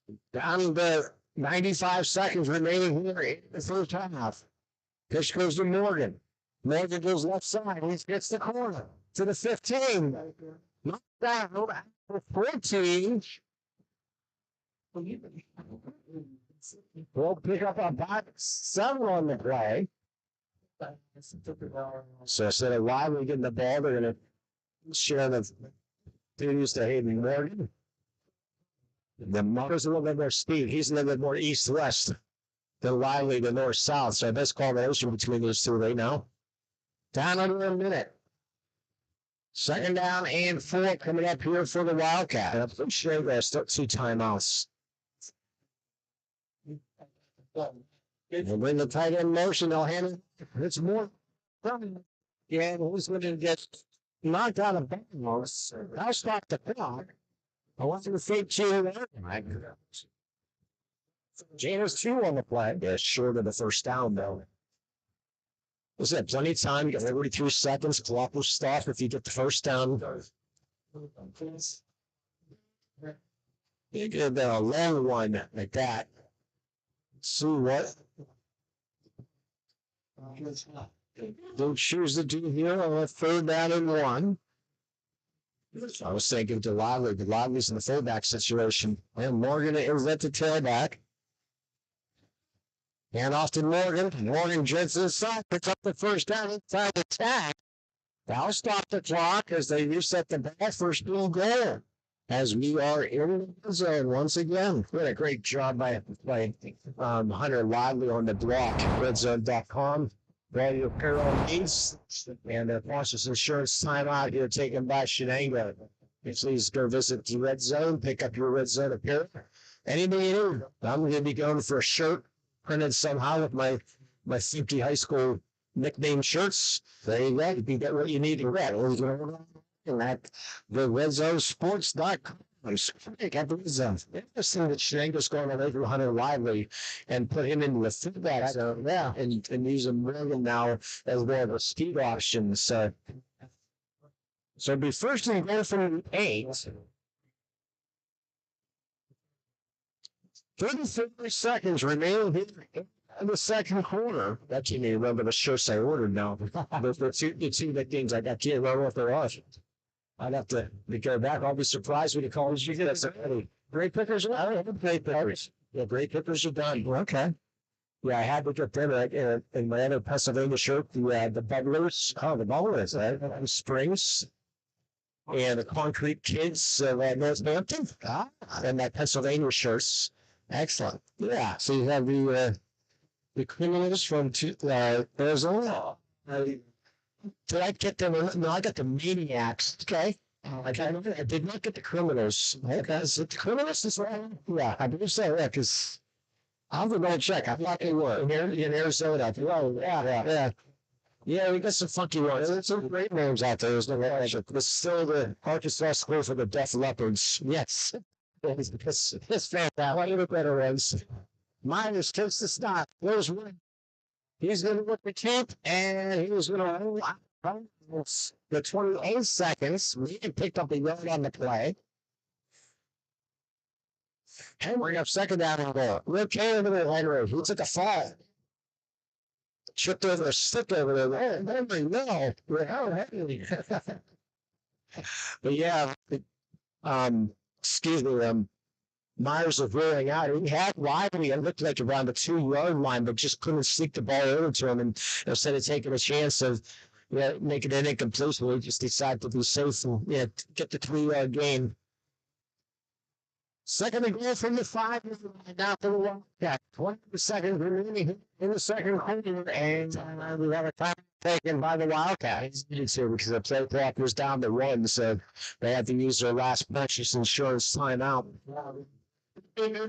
So they're going to go talk about the news and what they need to do here on 2nd and 5. They shouldn't call Possible Insurance or ProcessInsurance.com. Check out for all your insurance needs. Thanks for sponsoring here on SportsNet.com. About OCAP. Is at halftime we will have Union choosing. We won the best of the Cornell bands. And the other night I said Shenango. The Shenanigans. I heard not. Either. For soccer, the minor sports, why not? Why not? Exactly. The Shenanigans are a co-op for one of the hockey programs. I want to say Black Rock, but I don't know for sure. Not 100% sure. There's a few. Yeah, the players an opportunity to play. I think that's for sure. Bravo. There was 3 or 4 Shenanigans players on the hockey team for one of the local hockey teams. We'll see that a lot for the hockey in the small areas. Here we go. Second down and goal from the 5. He for Shenango with a cooperative stop there. He rolls through his left. Lively looking down. He's in. Good pass. They're going to say he's down at the 16-yard line. Walks right it up. They got to get that back. It's third down and goal. They're going to get line with skirmish and get lined. They're going to spike out at 6. Spike it. And that's what they did with 6 seconds remaining. What a use. Myers wrapped up. We have been up fourth down. You know they don't have a field goal kicker to go 32 yards, so they're going to have to throw for the end zone here. Well, they get the ball here, trying to get 3 receivers in one way. See if they can. They're not says. I'm not doing anything attempted to Dalton Peters. I was just thinking that. I mean, you got a 6-foot try with a 6'3" Peters. I mean, you just Peters on the right. Yep. 3 receivers, 2 of the short side of the field. Got to go through him. He's going to hit. Complete for Dalton Peters. He had a step on him early. Who did? 7/10 of a second left as they turn the ball down to Shenango again. Had their chance, but could not pull it off. So Cornell will probably, well, you never know. They better take it. I was going to say, take it this thing to do.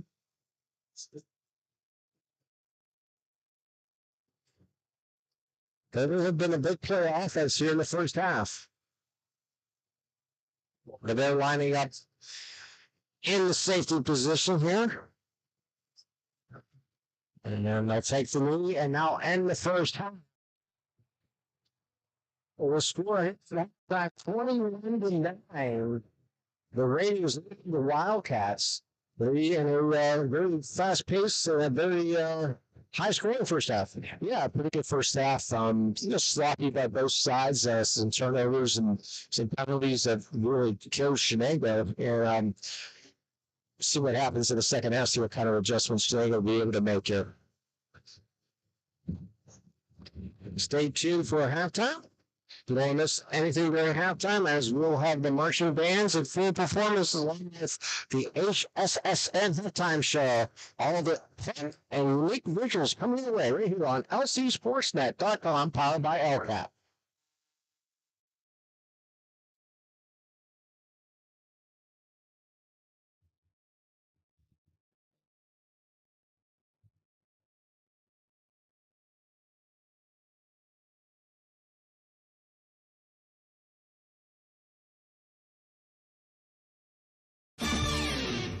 Week 4 edition of the halftime show on the Trib Live High School Sports Network.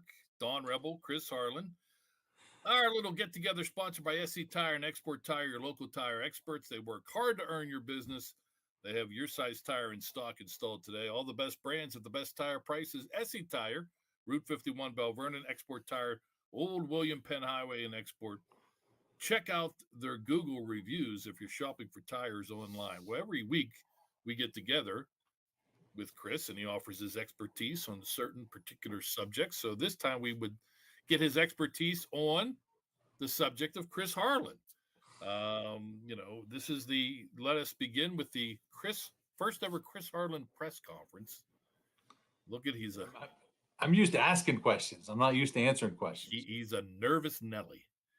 All right. First question for Chris Harlan. Let's get a little check on your background. You don't have to go into full detail, but how did you get started in the business, and how did this business lead you to the Trib Live High School Sports Network? Growing up in Newcastle, I was always a sports fan. I went to Slippery Rock University, was editor of their college paper up there, The Rocket. Shout out to all the people working at The Rocket still today. And after college, went to Beaver County Times and worked there for about 9 years, I'd say, and then came down to the Trib. And all the way, I covered a lot of stuff over the years, enjoyed it, and I can't complain. I like it. Now I've been at the Trib, I think, 11 years now, 12 years. So wow. It's been fun.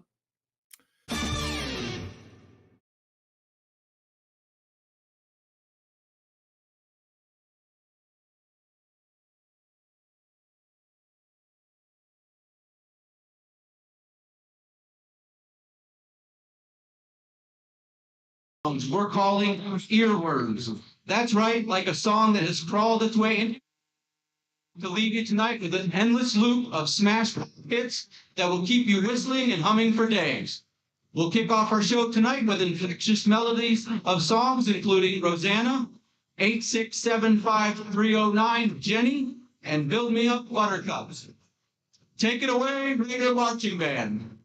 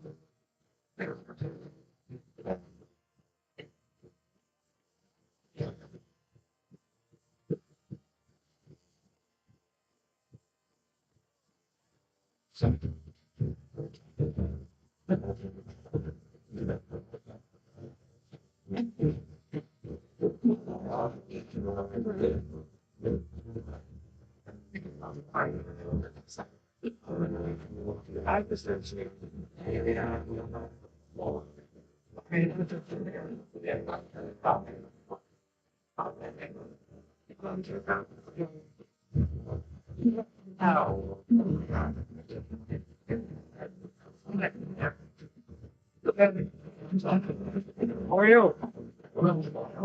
Good.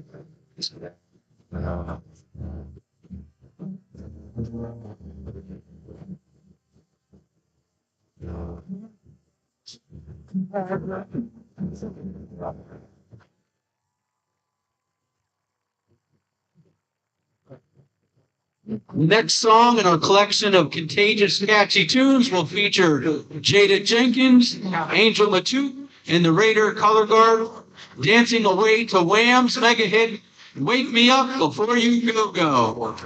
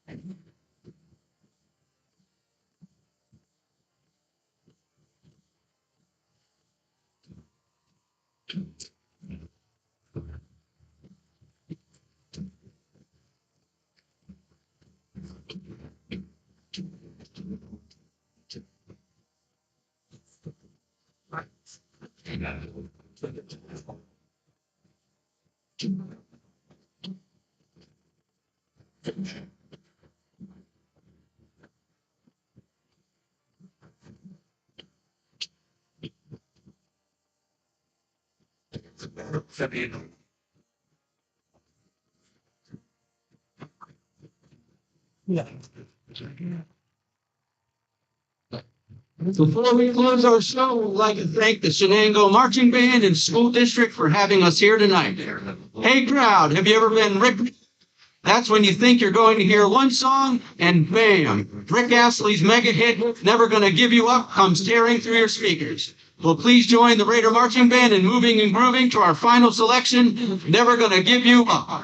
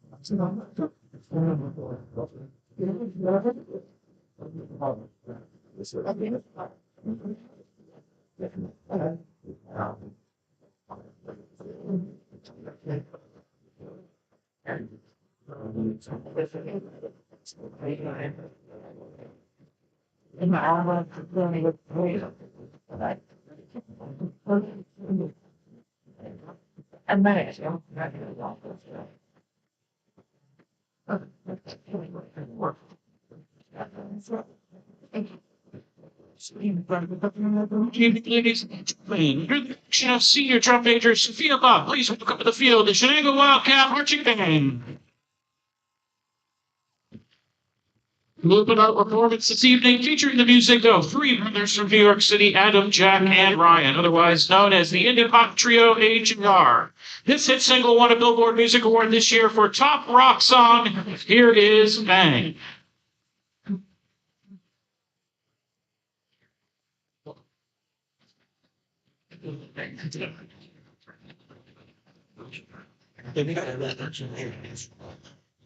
Well, I don't.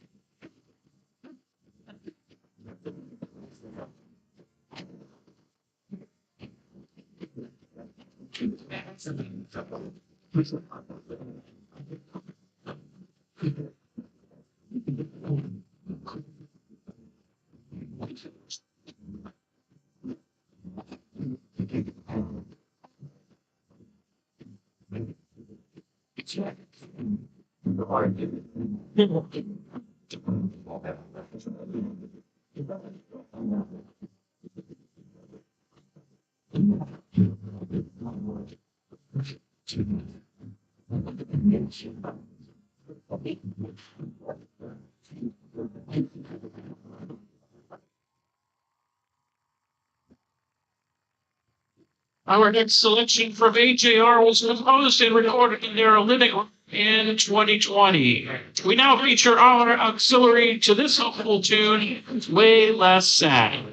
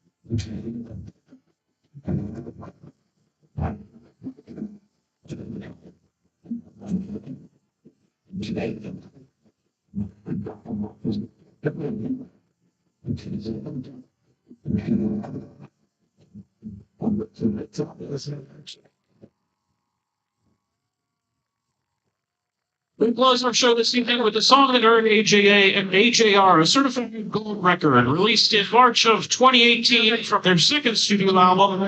Here is Burn the House Down.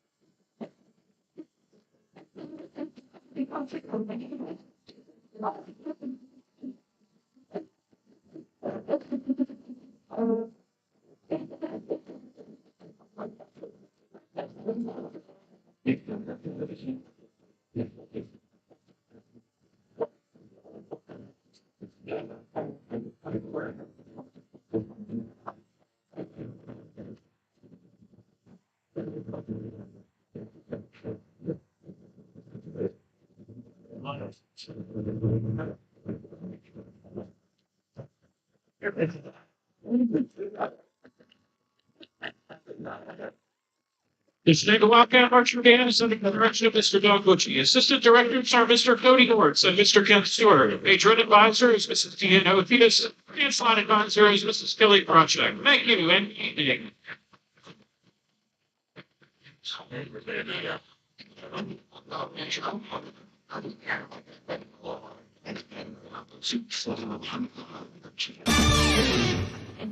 All right, so we get the background out of the way. That Let's wasn't- start that wasn't picking too brain. painful. Yeah, see. 6A, we've talked about it between the two of us, on the air, off the air. 6A football. Oof. With the fact that realignment's coming for over the next 2 years, and there's probably not going to be a whole lot of help moving up, and there could be some teams moving down. Can 6A football and the WPIL be fixed?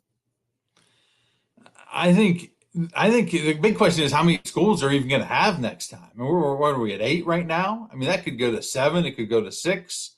You know, as more and more schools get bigger on the East, the numbers here end up dropping. I think that they should do something where they combine 5 and 6. I do think that's the only real solution because, you know, there's a lot of teams in there. especially the small 6As and the big 5As, there's not a big difference between them. I understand some of them don't want to play Central Catholic or play North Allegheny. Right. But, look at Pine Richland. They're a 5A school now. They were a 6A school for a number of years here. I think the only option really is to somehow come up with a combined 6A, 5A, and then come up with a way to send separate teams to the state playoffs, a 6A qualifier and a 5A qualifier. We're going to be, come next week, everything will be conference play. 10 of the 17 conferences began last week in WPIL football. Now we're starting to talk about games being canceled again, and a handful of games canceled for this upcoming weekend. Do you feel now that it's probably inevitable that come playoff time, there's going to be some games that are affected by the ongoing pandemic? It sure looks like it. I was a little more optimistic a couple weeks ago because it was few and far between the cancellations. But as you see now, we're getting into more conference play. You're seeing more and more games get canceled, and at this point, there's no way to make those games up. So if they've said they're going to declare them no contests if it's caused by COVID cases, and team doesn't have enough people to play. So I think you're going to have some troubles down the road, and it may be like last year where they end up having to have the football committee make the decision on who's in and who's not. Yeah. All right, halfway through, the Chris Harlan press conference will continue, and the halftime show continues on the Trib Live High School Sports Network. Need new tires in a hurry? SE Tire has your size tire in stock. Install today. Before you hit the open road, see the tire experts at SE Tire. We do tires and we do them right. Before you hit the open road, see the tire experts at Export Tire. We do tires and we do them right. If it has wheels, we have the tires. Export Tire, your commercial tire headquarters.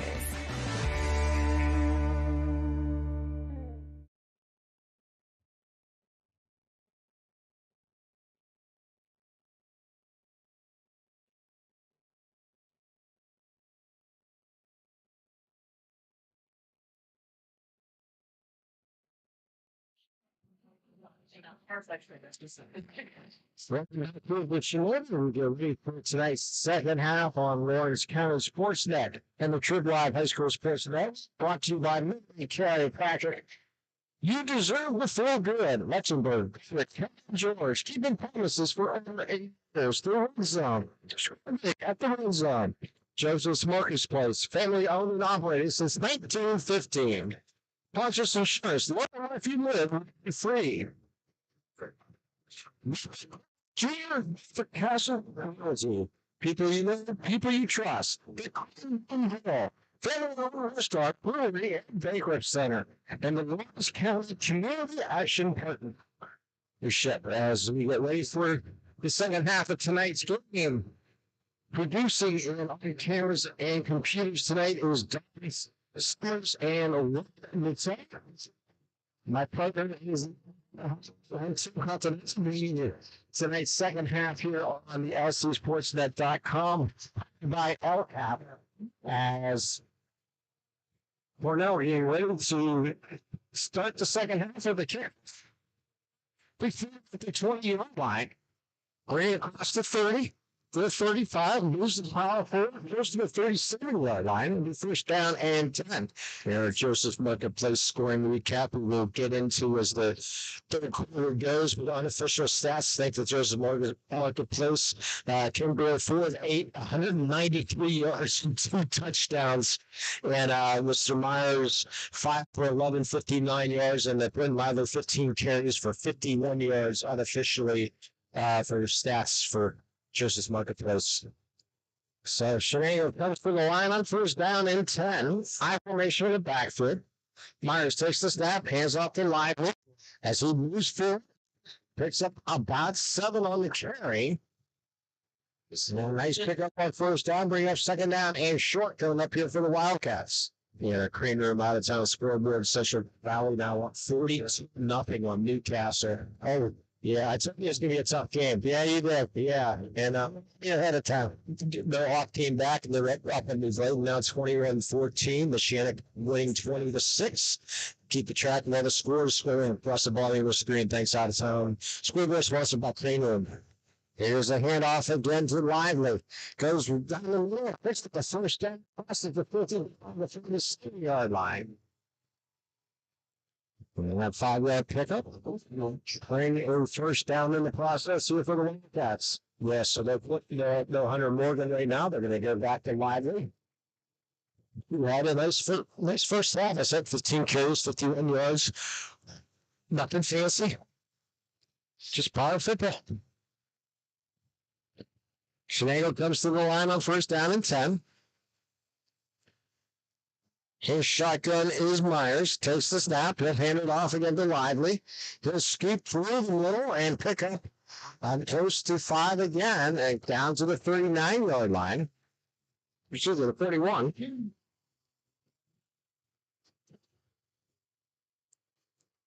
I have this 18 carries, 10 of them have been for over 5 yards, 5 or more yards. So basically over 50% of his carries. Amazing. Pretty impressive. There's this. Second down and 4 coming up here for Shenango. I formation and backfoot. Hand off again to Lively.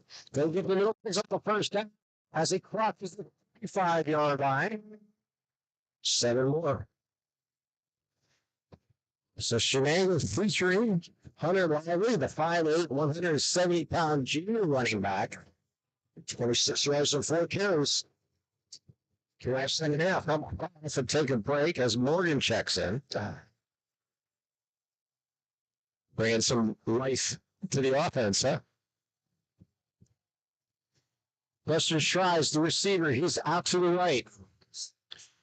Handoff goes, I believe, through the fullback. That was Martin on the carry. Yeah, back to the line of scrimmage for no gain. But always we've seen us and see Kimbrough throw the ball. That time, he absolutely never the running back that time. Then in the backfield, great tackle, no gain. Second down and 10. I don't hear who you said was on that carry. That was Martin. Okay. He had 5 carries for 27 yards in the first half. All that last drive, basically. Peters is the receiver out to the right. Okay, the fullback now for Martin. And it's high up in the backfield, and he's going to get dropped down for a huge loss on that sack. There was making that. It was Cadby Smith, number 55, making that play in the backfield. He, unfortunately, a miscommunication between Martin and Myers, and that's the mistakes again. Kellen Shenango saw that 3 holding penalties, Kellen, in the first half. They also able to capitalize on one drive, but then again, there's another mistake, put him in 3rd and long. 3rd and 22 here for the Wildcats. 4 receiver set. Back to back. Myers in trouble again, and Kimbrough. No, that's not Kimbrough. That's number 3. That is number 3. I believe Dawson. DJ Dawson. DJ Dawson. A chance for Myers of nobody. DJ Dawson on back-to-back track. He shot out like a cannon. Okay, had no chance. 2 bad plays in a row here for the Wildcats. Kind of end that drive. 4th, and I think about Joseph's Marketplace. Dalton Peters to punt the ball away. Troutman back to receive. And his kicks will be over his head as he goes back to the 19 and make the catch. Brings it across the 25. We'll be down there. Nice return there by Troutman. Yeah, I'm not a Chauncey guy or a Dawson guy, so I'm not familiar enough with Newcastle to say 3rd and the bakery, the 3rd. Joseph's Bakery is off to my left. But I'd have to ask the Joseph's Bakery that way? Where is it? They think it's a supermarket. The supermarket, yeah.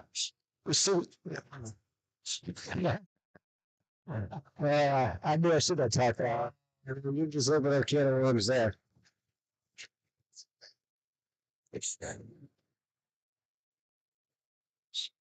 Kimbrough in the pistol. Takes the snap. He'll hand it off.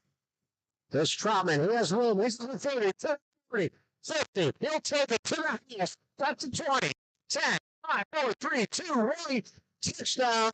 Raquan Troutman goes the distance for the touchdown as Cornell increases their lead down to 27-9. 74 yards once he got that corner. Forget about it. He was off to the races. Nobody's going to catch him. Big play there for the Raiders. MJ Smith will be in for the point after.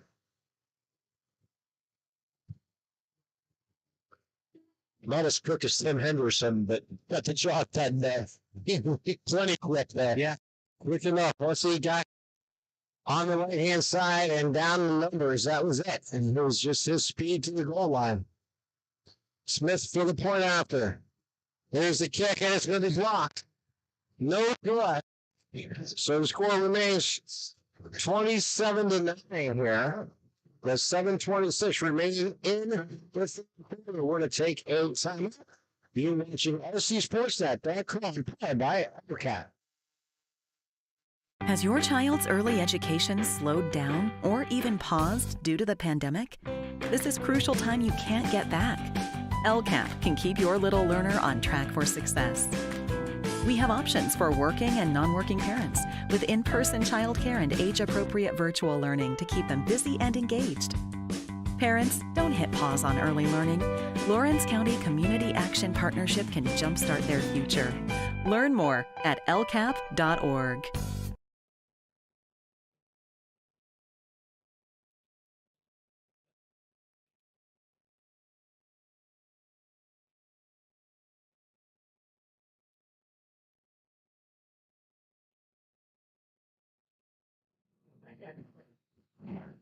Smith to kick off with Cornell as he pushes through this. A short kick being at the 30-yard line by Mark. Martin gets it out to the 35 or down there. There's 7:22 remaining here in the third quarter. Shenango trailing this one game 27-9. Coming after the game, it's the main Patrick of the game. High school students during the sports season to all visits to the office and to adjustments and all therapies necessary. For details at maluchiropractic.com. That's M-A-F-E, chiropractic.com. Chiropractic. To keep you in the game. Boy, got some sources, don't we? We do. And those. I've been looking for about a 2-yard gain. She didn't see who had that ball. I'm glad we caught it. Yeah, we've got some sources, that's for sure, of our play of the game. 7 minutes remaining here in the third quarter. Shenango. Somebody's at quarterback. Lester Schrei's the receiver. He's out to the left. The bring back in motion. The pitch at that side. It is Lively, and Lively is going to lose his footing as he makes a cut. He crosses the 30-yard line. Is down there. Who on the play? Bring up a third down. And about 5 coming up here for Shenango. But with a player down for the Raiders back at the 35-yard line. Yeah, that doesn't look too good either. Hopefully just a cramp. That's Cagney Smith, yeah.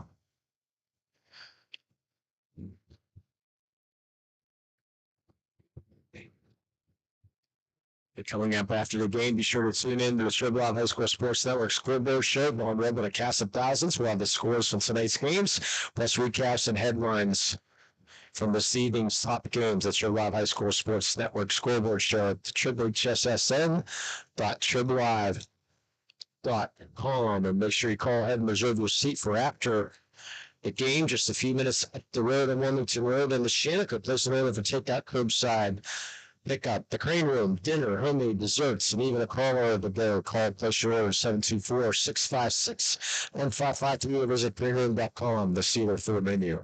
Looks like Smith is going to be able to get up and walk off the field here. Yeah, trying to see if Henderson's on the sideline anyway, or he decide to go home early. Third down and 5. Meyer running in center. To bring a tight end in motion. Hand off with Lively. Lively moves the pass for the sticks. I believe he's going to have first down. Got it. As he picks up 6 on that carry. Great job on the offensive line. They pushed back the defensive line at least 4 yards. They go right side and they did a great job over there. First down and 10 here for Shenango. At the 47-yard line.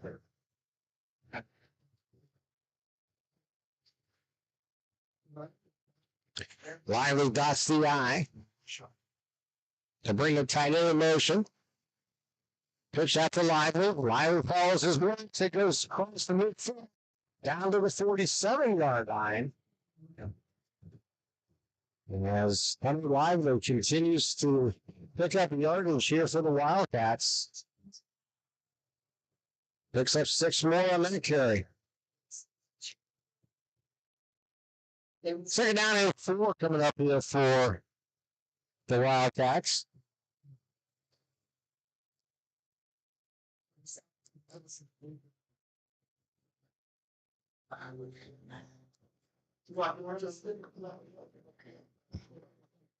Schweizer receiver out to the left. Handoff goes to Martin. Martin breaks through. Crosses the 30. The 40 back on that quick to the fullback as he picks up the first down here for Shenango. The good news is Shenango's moving them. The bad news is they're taking a lot of time off the clock doing it. Down by 18 with 5 minutes to go here in the third quarter. So first down and 10. Ball at the 36-yard line now. I'm sure Cornell doesn't mind giving up the yards, or well, they do as the clock continues. That they had it at 27-9. So Schrei's the receiver out to the left. Handoff again to Martin. Martin piles front, across the 30 down to the 28-yard line. We'll mark it down at the 29, but a nice first down run again here for the Wildcats offense. So they're 8 yards. ACQ.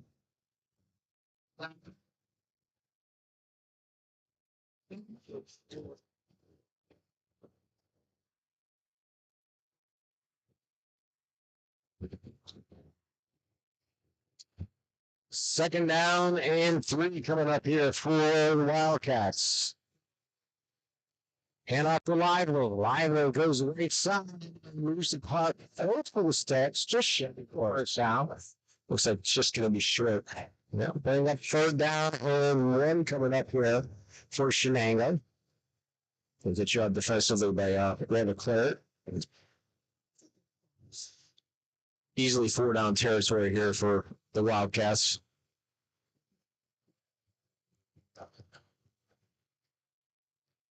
The sophomore quarterback gets the play in from the sidelines.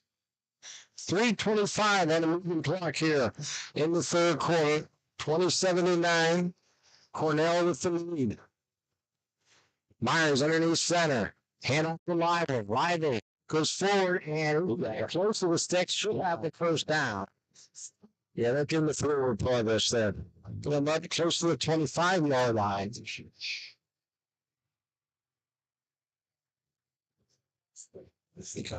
Unofficially, it's 24th carry here. That's good. It's a workhorse. And 9 carries here in the second half already. Clock down to 3 minutes. Yeah, Myers, nothing in the air right now. They almost waiting for Shenango to do mistake of some sort. So it's good job so far. On formation in the back grid. So easy in motion. Handoff goes to Lively as he dives forward to the 24-yard line.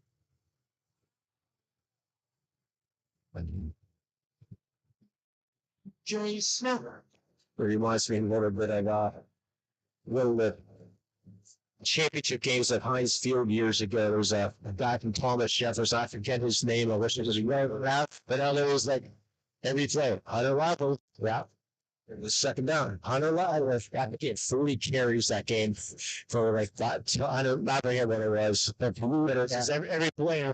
So you already have to clock. Ron Evans was the PA announcer, and he was saying if the guy's there. Pitch to Lively. Goes right side and Weber stopped. Had a lot of damage for no gain. So you got third down. Third down and 8 as we reach 1 minute 50 seconds on the moving clock here in the third quarter. Well, I wish I could remember that kid's name for Thomas Jefferson.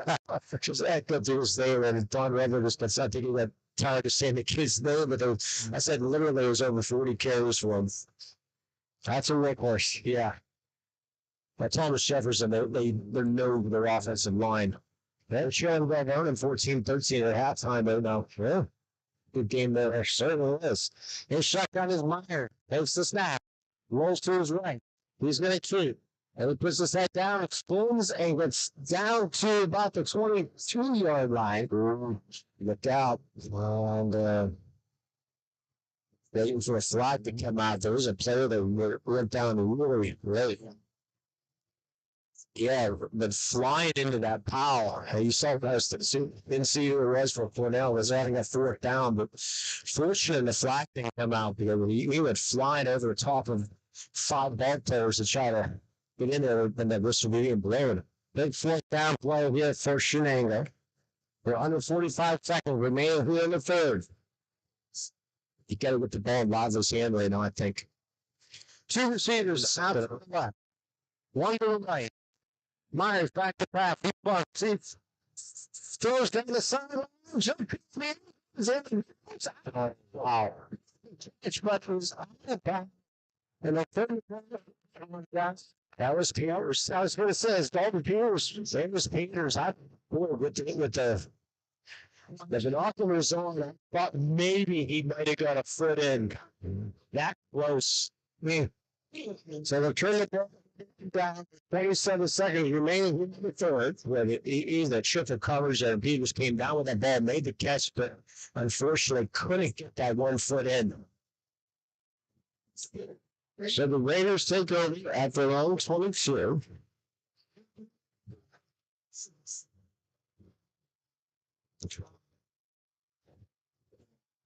They're going to have to call timeout. Well, down to 5 seconds here. They're going to have to get a Punches Insurance timeout here. And there it is. It is. Exactly. Yeah. So thanks to Punches Insurance for the timeout. Cornell needs to go talk to their coach. Coach, what do we need? He's helpless right now. How about Punches Insurance? They might be able to call a player. No, they're going to give you all your insurance needs. Call them or PunchesInsurance.com. Punches Insurance. Look at the life you live. You're very free.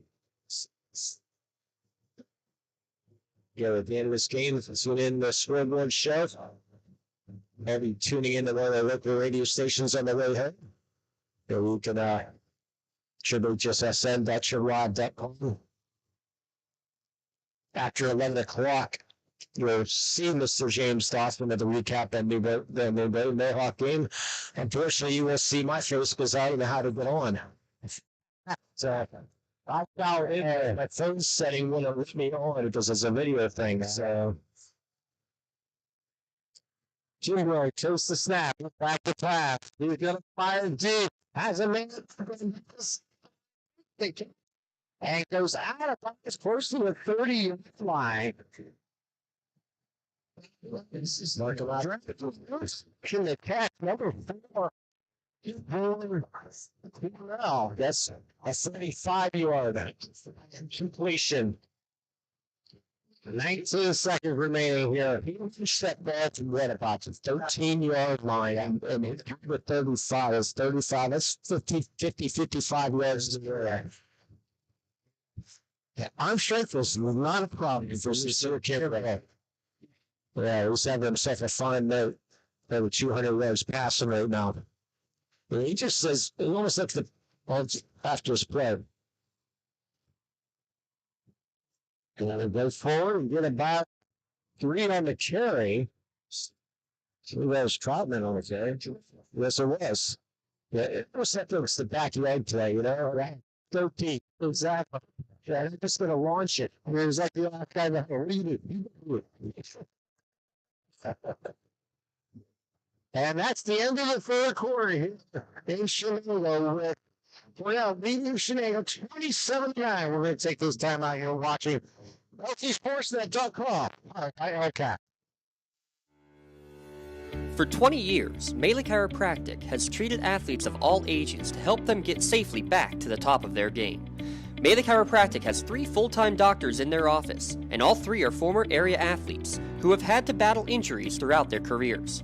They want to help you get safely back on your feet. But more importantly, help stop the injuries before they happen. Prehab before you rehab. Attention all high school student athletes. During your sports season, a $25 visit to the Melee Chiropractic office includes an adjustment and/or all therapies necessary. From the athletes of tomorrow to the weekend warriors and everything in between, let Melee Chiropractic keep you in the game. In workers' compensation, my clients are oftentimes not receiving their wage loss. They're not receiving their medical expenses. LGKG, they come to us so that we can put them in a position to pay their bills. If we're keeping our promises, our clients are getting the justice they deserve. We are back as we get ready for the final quarter here.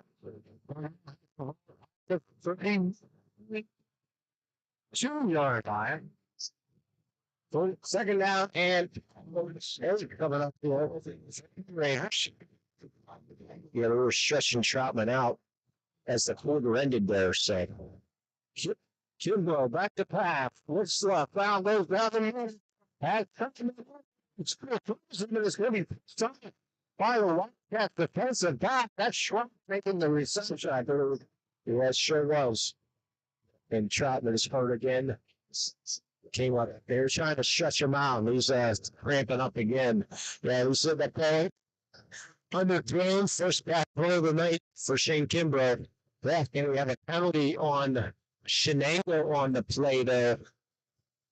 I don't know if it was after the play or not. I don't think it was.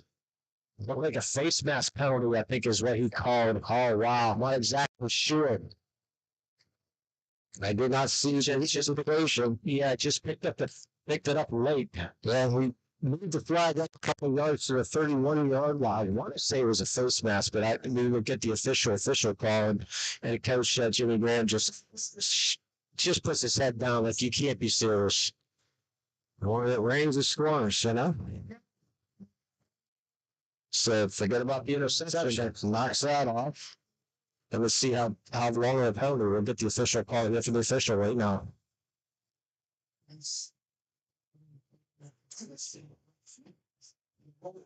That face mask against the defense. Wow. Oh, and that takes the interception away from Preston Schry.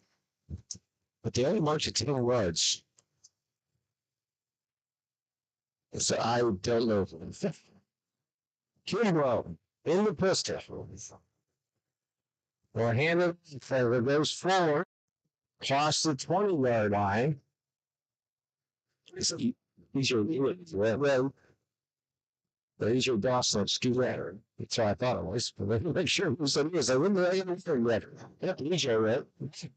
Yeah, Troutman went off again on that clam, so don't need to rush him down again. But let's split of the lead. You can guess what? He's coming back in. I know. I was going to say he'll have 20 players, and one of the players that was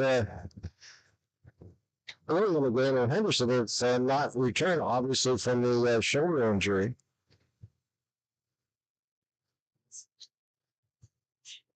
Kimbrough split by his backs, goes back to pass. Looks left, out down the middle, has a man too tall for the defender receiver in Newton. Now, fall incomplete. I got the arm strength there. He was falling backwards, throwing off his back at the back and just a flick of the wrist, 25 yards. But unfortunately, a little too tall for Devon Newton. 11 minutes, 5 seconds remaining here. The quarter. And then Cornell, not really with a field goal kicker either, so it's definitely for down territory. As they're down in 9, at the 20-yard line. Cornell into the red zone. Check them out. Square big at redzone.com. Red receiver left and right in the pistol is Kimbrough. And I think they're going to use another pulse and try a timeout. That. Nope. This is not a it shows penalty. So good luck with the timeout there. They were like 16-6. Coming up after the game, we'll announce the All-Cat player of the game. Lawrence County Community Action Partnership is dedicated to enhancing the quality of life of Lawrence County by eliminating and preventing the effects of poverty and mobilizing and directing resources to assist education. As Kimbrough back to pass is off the screen, and it's going to be defended perfectly knocked down as that ball goes incomplete. As it was his intended receiver. Hunter Lively absolutely timed that perfectly. As soon as the ball got there. For more information on finding out how you can be assisted, visit them online at lcap.org. That is LCCAP.org. LCAP, changing lives. Yeah, that's the two big plays that Tim Henderson did earlier in those dumps. So let's see what kind of play they got for 4th and 14. Here we go. Split by his back is Kimbrough. He's back to pass. Quick fire left side. As it's straight. Hey, careful. Touchdown. As Troutman scores for the second time here tonight. What a play there by Troutman. He overshot the kick and then dragging the foot in the back of that end zone to get the foot down. What a great throw and kick. That's amazing how the quarterback, Sincere Kimbrough, his 3rd touchdown pass of the night. This is just a great match. We could be sincere in saying that Kimbrough could throw the ball. There we go. What was that? Oh, long enough. Oh, long way to the touchdown pass, right? MJ Smith went for the point after. 33-9 score right now. A couple of players might be John going on down. Yeah. Did not hear the official call. That's the defense, I think, substitution. So we'll move the ball up 3 yards. An 18-yard attempt now. There's a snap, and the kick is up, and it is through. So at 10:53, remaining here in the 4th. There's 34-9. Cornell leading Shenango. We're going to take this time out as you're watching LCSportsNet.com, powered by LCAP. Has your child's early education slowed down or even paused due to the pandemic? This is crucial time you can't get back. LCAP can keep your little learner on track for success. We have options for working and non-working parents with in-person childcare and age-appropriate virtual learning to keep them busy and engaged. Parents, don't hit pause on early learning. Lawrence County Community Action Partnership can jumpstart their future. Learn more at lcap.org. For more than 120 years, people have relied on Martindale Hubbell's preeminent rating to select their attorneys. If you've been involved in an automobile accident, you should do the same. At LGKG, we have been preeminently rated for over 40 years. 10:53 remaining here in the 4th quarter as MJ Smith tees the ball up at the 40-yard line. As Cornell. Smith will hit the ball and return at the 20.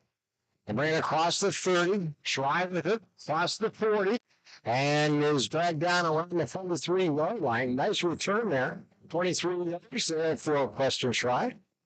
Unofficially, Sincere Kimbrough 11 for 263 yards and 3 touchdowns.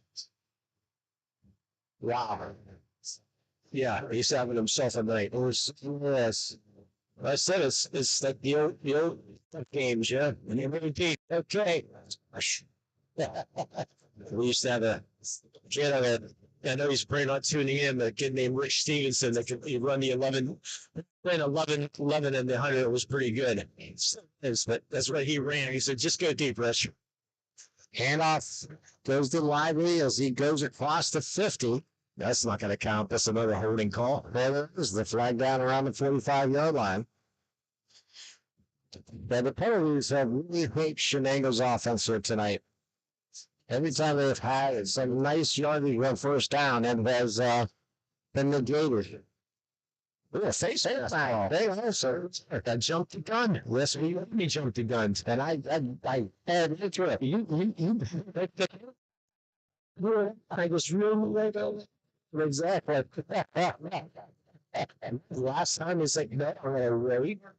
This time he's like, it was wrong. Big time mistake.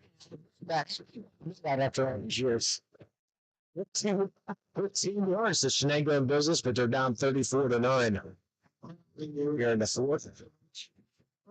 So the Wildcats come to the line of scrimmage. Now, Schweizer receiver out to the left. Hand off to Lively as he gets back to the line of scrimmage, and that's about it. Yeah, Kimbrough on the tackle. Tune in next week for more high school football action here on the Wilkins County Sports powered by as we'll head to District 10 before Wilmington Greyhounds travels to Sharpsville at 7 p.m. for kickoff. Also, SportsNet.com will have the Lawrence County Band Festival on Wednesday at 7 p.m. plus volleyball between and Owens on Thursday. Yeah, I can't make the band. I scheduled the band festival. No, I can't do it because I got worked out getting volleyball at the soccer, I think it is that night. Here's the pitch. Goes to Lively. Lively's going to get across the 30-yard line. He's going to be approaching 100 yards tonight. I think he just broke it. I think that officially 103 yards. On a night for Hunter Lively.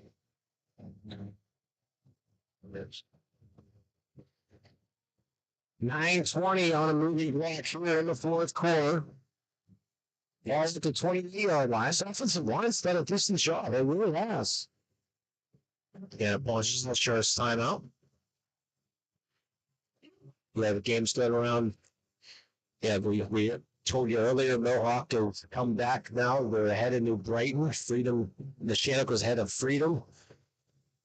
If Union wins tonight, we'll be back at Union to see these same Cornell Raiders.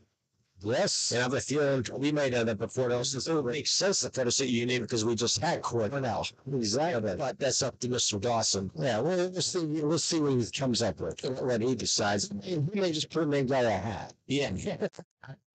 But yeah, it's a big loss there that Timothy Henderson getting hurt last Cornell Raiders, and it did not look like he was going to come back anytime soon. Yeah, it's huge first quarter, scoring 2 long touchdown passes, one of 80 yards, but one of 53 yards. So he had those 2 catches there, and unfortunately got hurt on the safety play, the 16-yard loss on the safety.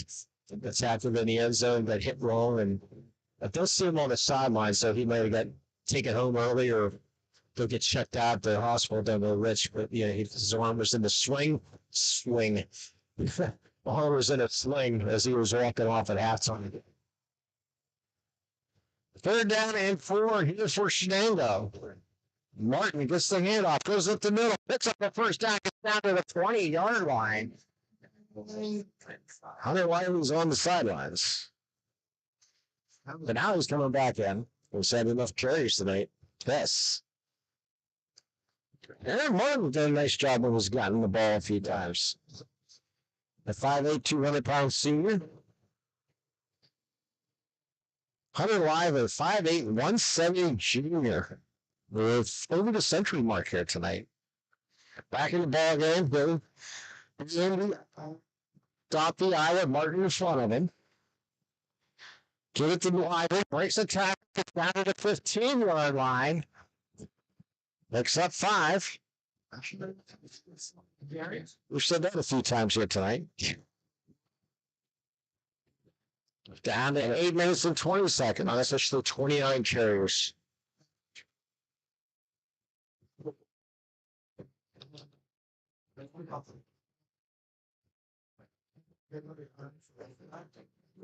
Second down and 5 here for Shenango. 29 carries and 108 yards unofficially. Preston tries the receiver out to the left. Hand off to the left side. Gets close to the 10-yard line. So that'd be enough for another first down here. Mark him right at the 10. I think he might have enough. Yep. Another 5-yard gainer. And we have reached the red zone again.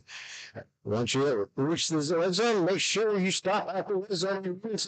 Shenango, County Sporting Goods customer and more. Sports.com. Screw Dick at the red zone. Hand off to Lively as he goes up the gut. And he's going to get about 2, maybe 3 on the carry. Bring up second down and goal for the 8-yard line now here for Shenango. We're going to be sore tomorrow morning also. As we approach 7 minutes left here in the fourth quarter. 34-9. Cornell with the lead.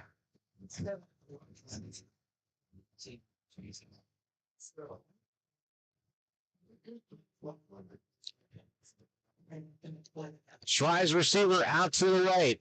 Lively dots the eye. Fake the Lively, and it's going to be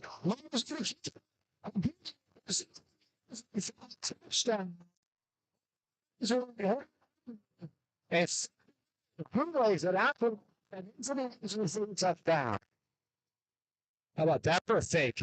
Oh, perfect job. After 31 carries for Hunter Lively, and the PA announcer saying Hunter Lively for long, you think Hunter Lively's going to get the ball again? No. What a great fake by Sam Myers, and just beat it outside. No one expected that. Good play call. Complete disguise there. Get the touchdown. Shenango scores, and it goes up and so with 6 Cornell, we're going to take a timeout. You're watching LCSportsNet.com, powered by LCAP. Joseph's Marketplace is Newcastle's favorite family-owned hometown grocery store and coffee shop.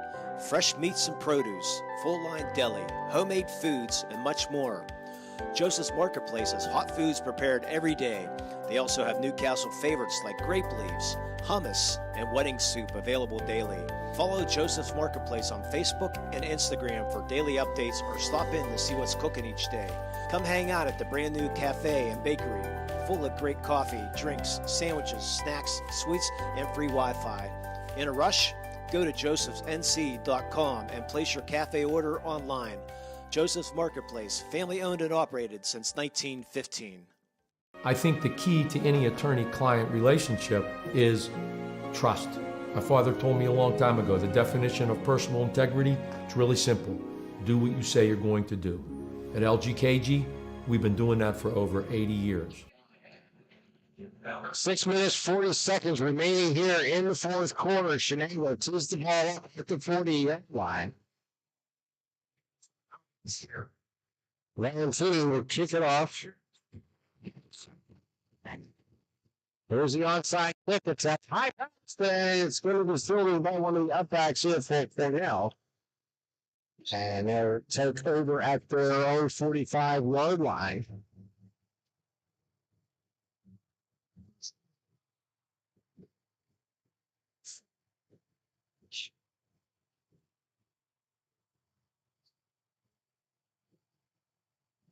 Don't forget, we got 2 more weeks to be given away in the post game as we're having a play of the game.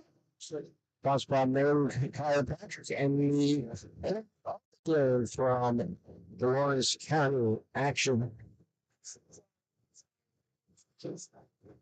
We'll have that here in a little bit. The Wildcat.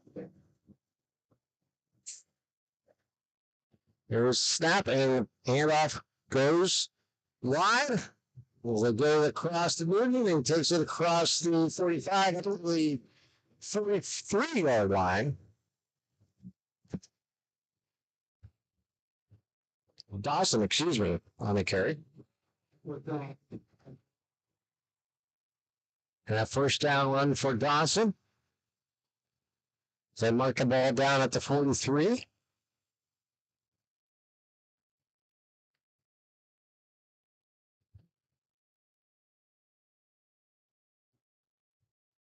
Sincere Kimbrough in the pistol.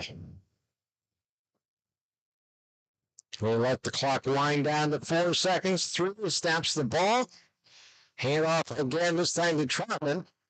He's stopped behind the line of scrimmage for a yard loss. Yeah, nice job there by Colton Fedrizzi. Getting him by the shoe. Bringing him down. And I'll bring up second down and 11 coming up here for the Raiders. Trotman unofficially, 7 carries. 102 yards. Okay, we have a flag, and if someone line up off sides, go. Ask Henry. Yep.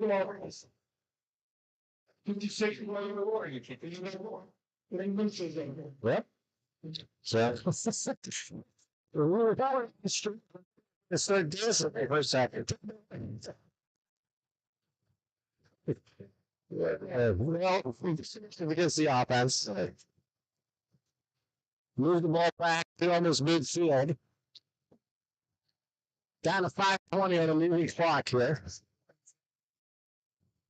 Second down and about 15 here for the Raiders. Because they let the clock continue to wind down under 10 seconds here on the play clock. They'll take the snap, they'll hand it off. And I believe it might be Dawson again. And they'll get about 2 in the play. And we'll bring up third down and then coming up here for the Raiders.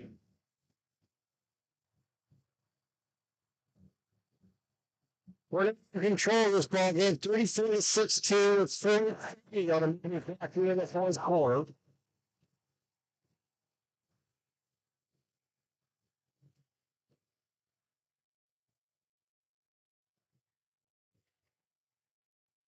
They put well, I think we're having to have timeout here. The Cautious Insurance timeout. It's 4:18 to go, so thanks to Parks Insurance. We're sponsoring the timeouts. They're sponsoring it for LCAP. For LC Sports. Hired by LCAP, excuse me. Tune in next week for more high school football action as this county SportsNet powered by LCAP. They'll head to district where Richardson Greyhounds are traveling to Septsville. 7 p.m. kickoff, SportsNet.com.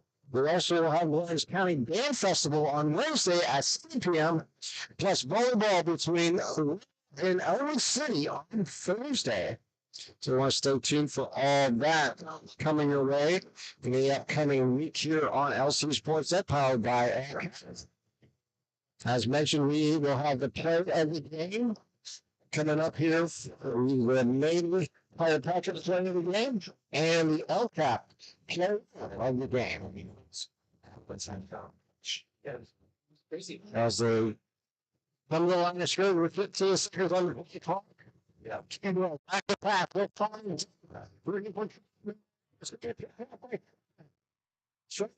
Across the 30, to the 40. To the 50, shy, to the 40, shy, moves to the 30. Beautiful return there. Wildcats. Yeah, Paris been shy. The 6-4 senior. And Charlie's down again. Pick it up, right? Stretch him out. Yeah, ball just low on the throw, and Trotman tried to go up and try to come up with it, but unfortunately, Fry. This time the interception is going to count. I was just going to say that, yeah.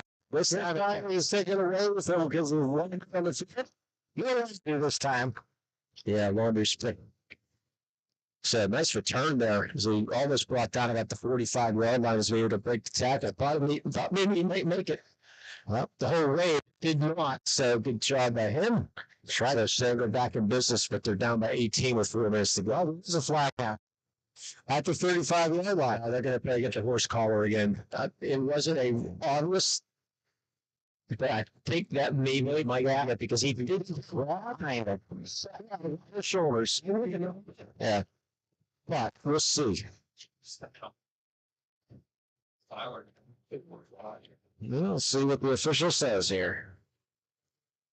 We've been wrong 90% of the time. Yeah. Let's get the Jeopardy music out here.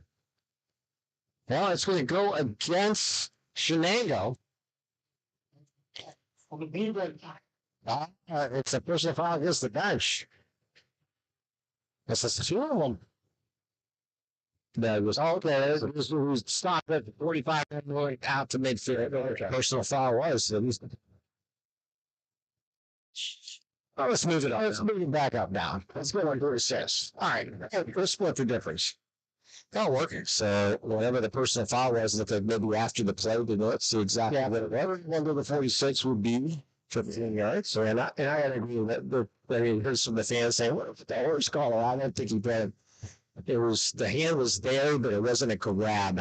At least in my opinion, anyways. So I kind of agree with you. Myers back to pass. So fire. He's out. Goes with incomplete for Schreiber there out to the left side. What happened the last time you agreed with me? We can keep it book. We don't have coffee. All right, mark this down. 9:24. 3:56 remaining. Schreiber Lively, two receivers out to the left, two receivers to the right. Myers back to pass. He fires. It was over the top. It's going to be. See, it's off, and I think we just knock. We make the catch, goes out of bounds. It brings up third down and long here for Shenango.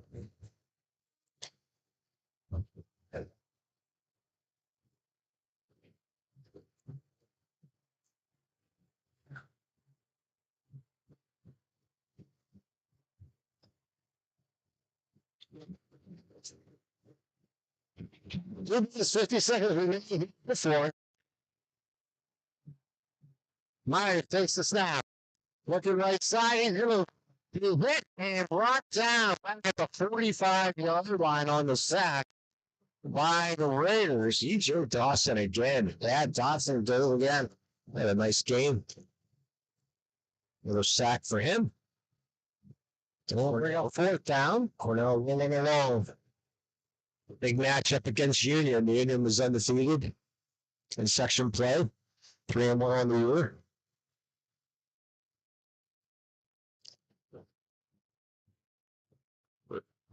Favored to beat Northgate tonight. 4 receiver set, 2 left, 2 right.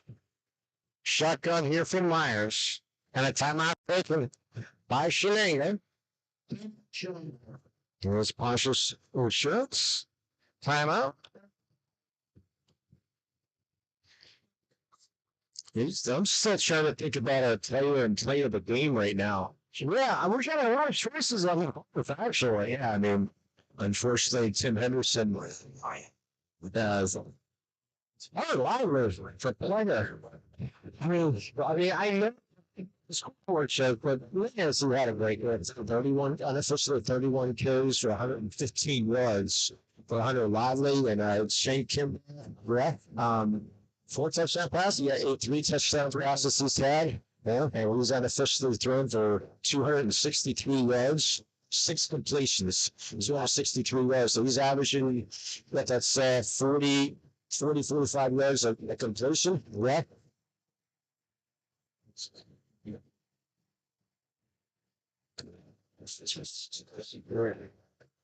We go on traveling with a couple of touchdowns tonight. Yeah, we're traveling that great catch on the left sideline. It comes the last down pass was just a beauty. There's a lot of choices. Back to pass with Myers, 4th down. They'll wind up in deep down the middle, and it's going to be picked off at the 20, and it'll be brought back to the 30-yard line. MJ Smith on the interception for Cornell with 2:56 remaining here in the fourth. Let's see if we get another quarterback and some subs. There's not many subs. We only had 20-some others. Kim Henderson had 2 touchdown passes, one of 80 yards, one of 53 yards. And the ball in, and then the other one, the trot went into the 25-yard catch. And we also had the Shenango defense with that safety, a 16-yard loss for a player of the game, I think. So, I don't know who got the safety there. That's true. There's one of 3 players, Tim Henderson. And there's, I think, a new quarterback. Nope, Kendall's still in there. New running back. I'll give you a number here in a second. Amongst the players there, I think it was Troutman back in. Wow. We've been in it times. Yeah, 4 different times he's been off the field with cramps, so he's still out there playing a lot there. Well, under 2 minutes, 30 seconds remaining here in the fourth. Second down and 10. In the pistol is Kimbrough.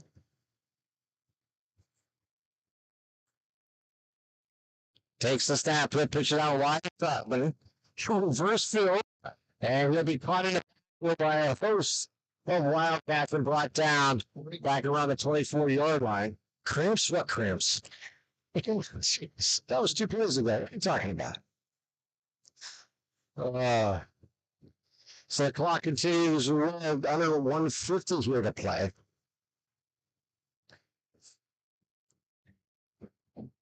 Third down and 16 coming up here for Cornell.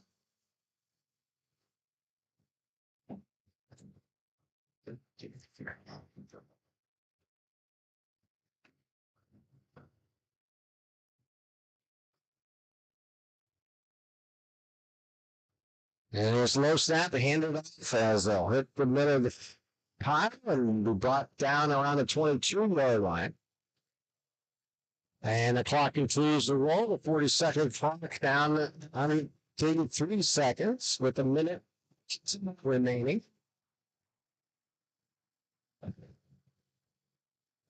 So with this clock moving down, here on 4th down.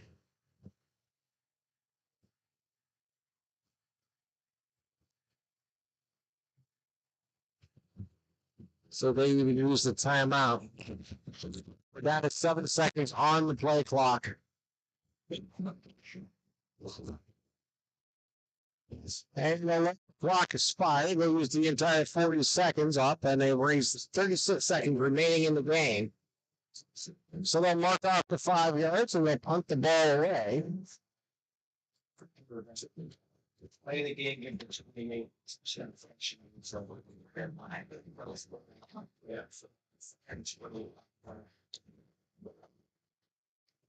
Yeah. A low snap, and they're going to have trouble to punt off. He will throw the ball away, to turn over the ball down for 20 seconds remaining in the fourth quarter. That ball was snapped low, and the punter grabbed it. And once he got out of trouble, he just kind of decided to try to throw the ball and threw it away, and they'll turn the ball on down. So 20 seconds remaining here for Shenango, so that they can get one more score on the scorecard. It was scored last week, so. Unfortunately, a disappointing loss for the Wildcats. I formation with Myers underneath center. They'll hand off the line. They'll get down to the 12-yard line, and they will not snap this ball again in this ball game. And that will end tonight's game here as we're down under 15 seconds. I don't think they're going to try to snap another one. They're going to call it play, whether they get it off or not, which I don't think they will with 5 seconds to go. Right?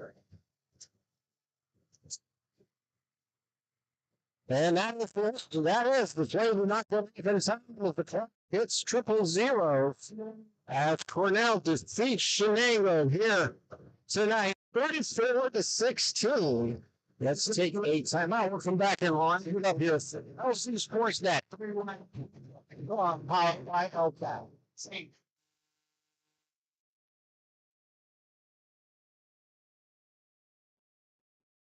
Wherever you're going, Axe can get you there. The bowling alley, beauty salon, and even the library. Axe can get you there safely. The grocery store, the pharmacy, and the bank. Axe can get you there comfortably. Going to work, visiting a friend, or just to relax at the park. Axe can get you there affordably. Axe is here to get you there safely, comfortably, and affordably. Choose Axe as your driving service and give us a call to schedule a ride.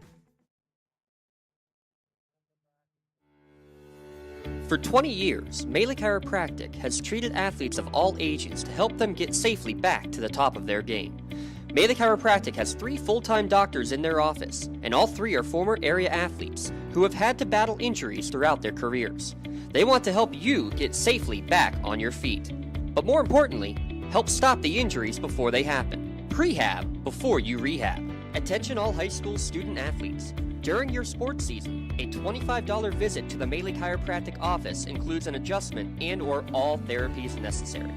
From the athletes of tomorrow to the weekend warriors and everything in between, let Melee Chiropractic keep you in the game. In workers' compensation, my clients are oftentimes not receiving their wage loss. They're not receiving their medical expenses. LGKG, they come to us so that we can put them in a position to pay their bills. If we're keeping our promises, our clients are getting the justice. Welcome back here to Shenango as we've Cornell defeat the Wildcats here tonight, 34-16. And there's players to choose from for play of the game. Actually, an honorable mention for the play of the game is Tim Henderson's 80-yard touchdown pass. Touchdown completion where we faked out not one, but not 2, but 3 players about the 50-yard line, right? Compared to a couple of touchdowns. But we'd like to have pictures of the shirts, and it didn't look like Mr. Henderson was on the field. So that's an honorable mention for our Melee Chiropractic play of the game. So we're going to go with Before Travel's 45-yard touchdown pass where he made an over-the-shoulder catch in the end zone and then dragging that foot in the back of the end zone to put the 1 foot down as a Melee Chiropractic play of the game. We'll go to number 28, Raquan Travelin of the Cornell Raiders. Melee Chiropractic, the Lawrence County SportsNet. Proud to honor Mr. Travelin for tonight's play of the game. Raquan will receive a customized t-shirt courtesy of Melee Chiropractic and recognition tonight's play of the game.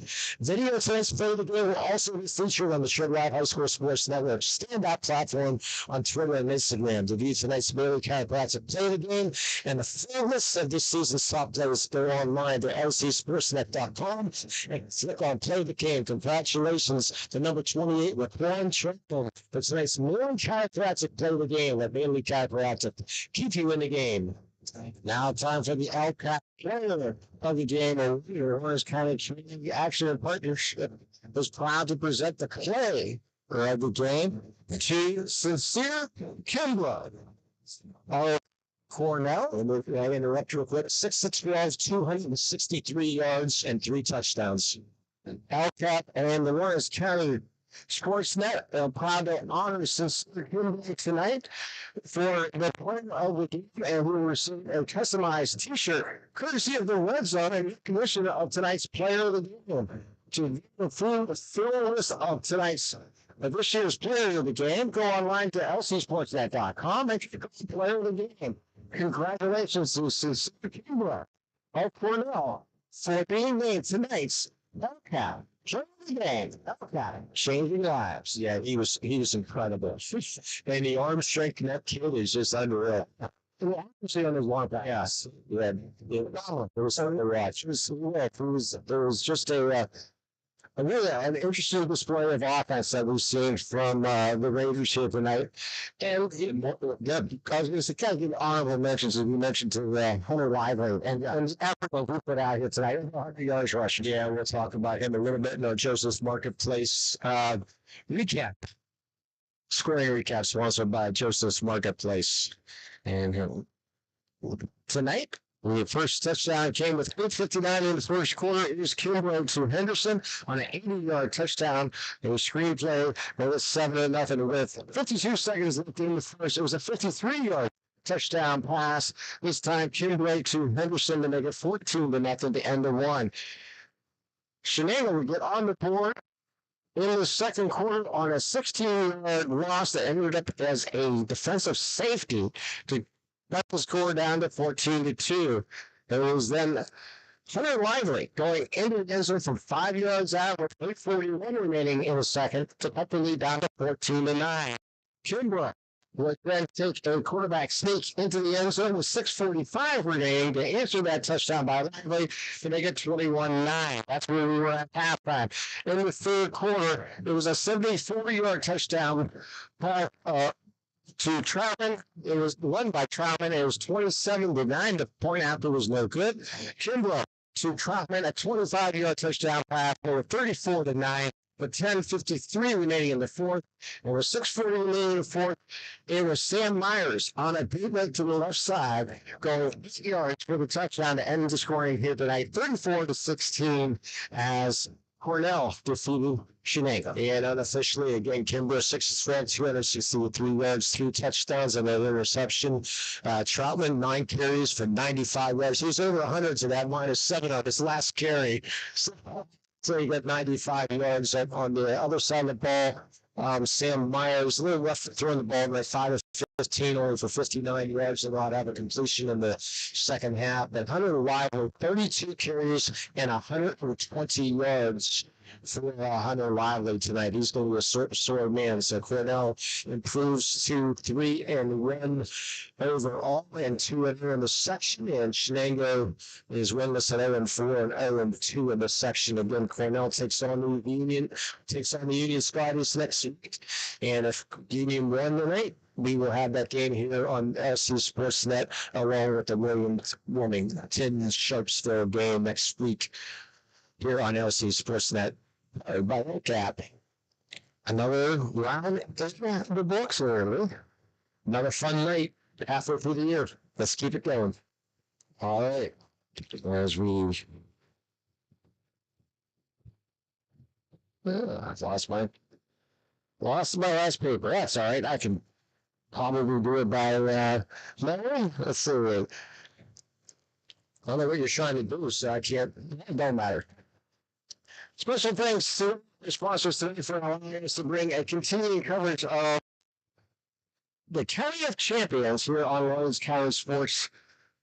And that powered by LCAP. Our thanks to both Shenango and Cornell for all their help bringing tonight's ball game to you. And our thanks to you for watching. For me, I'm Tim Continental. Wish you a wonderful day. We'll talk to you again next time here on LCSportsNet.com, powered by LCAP.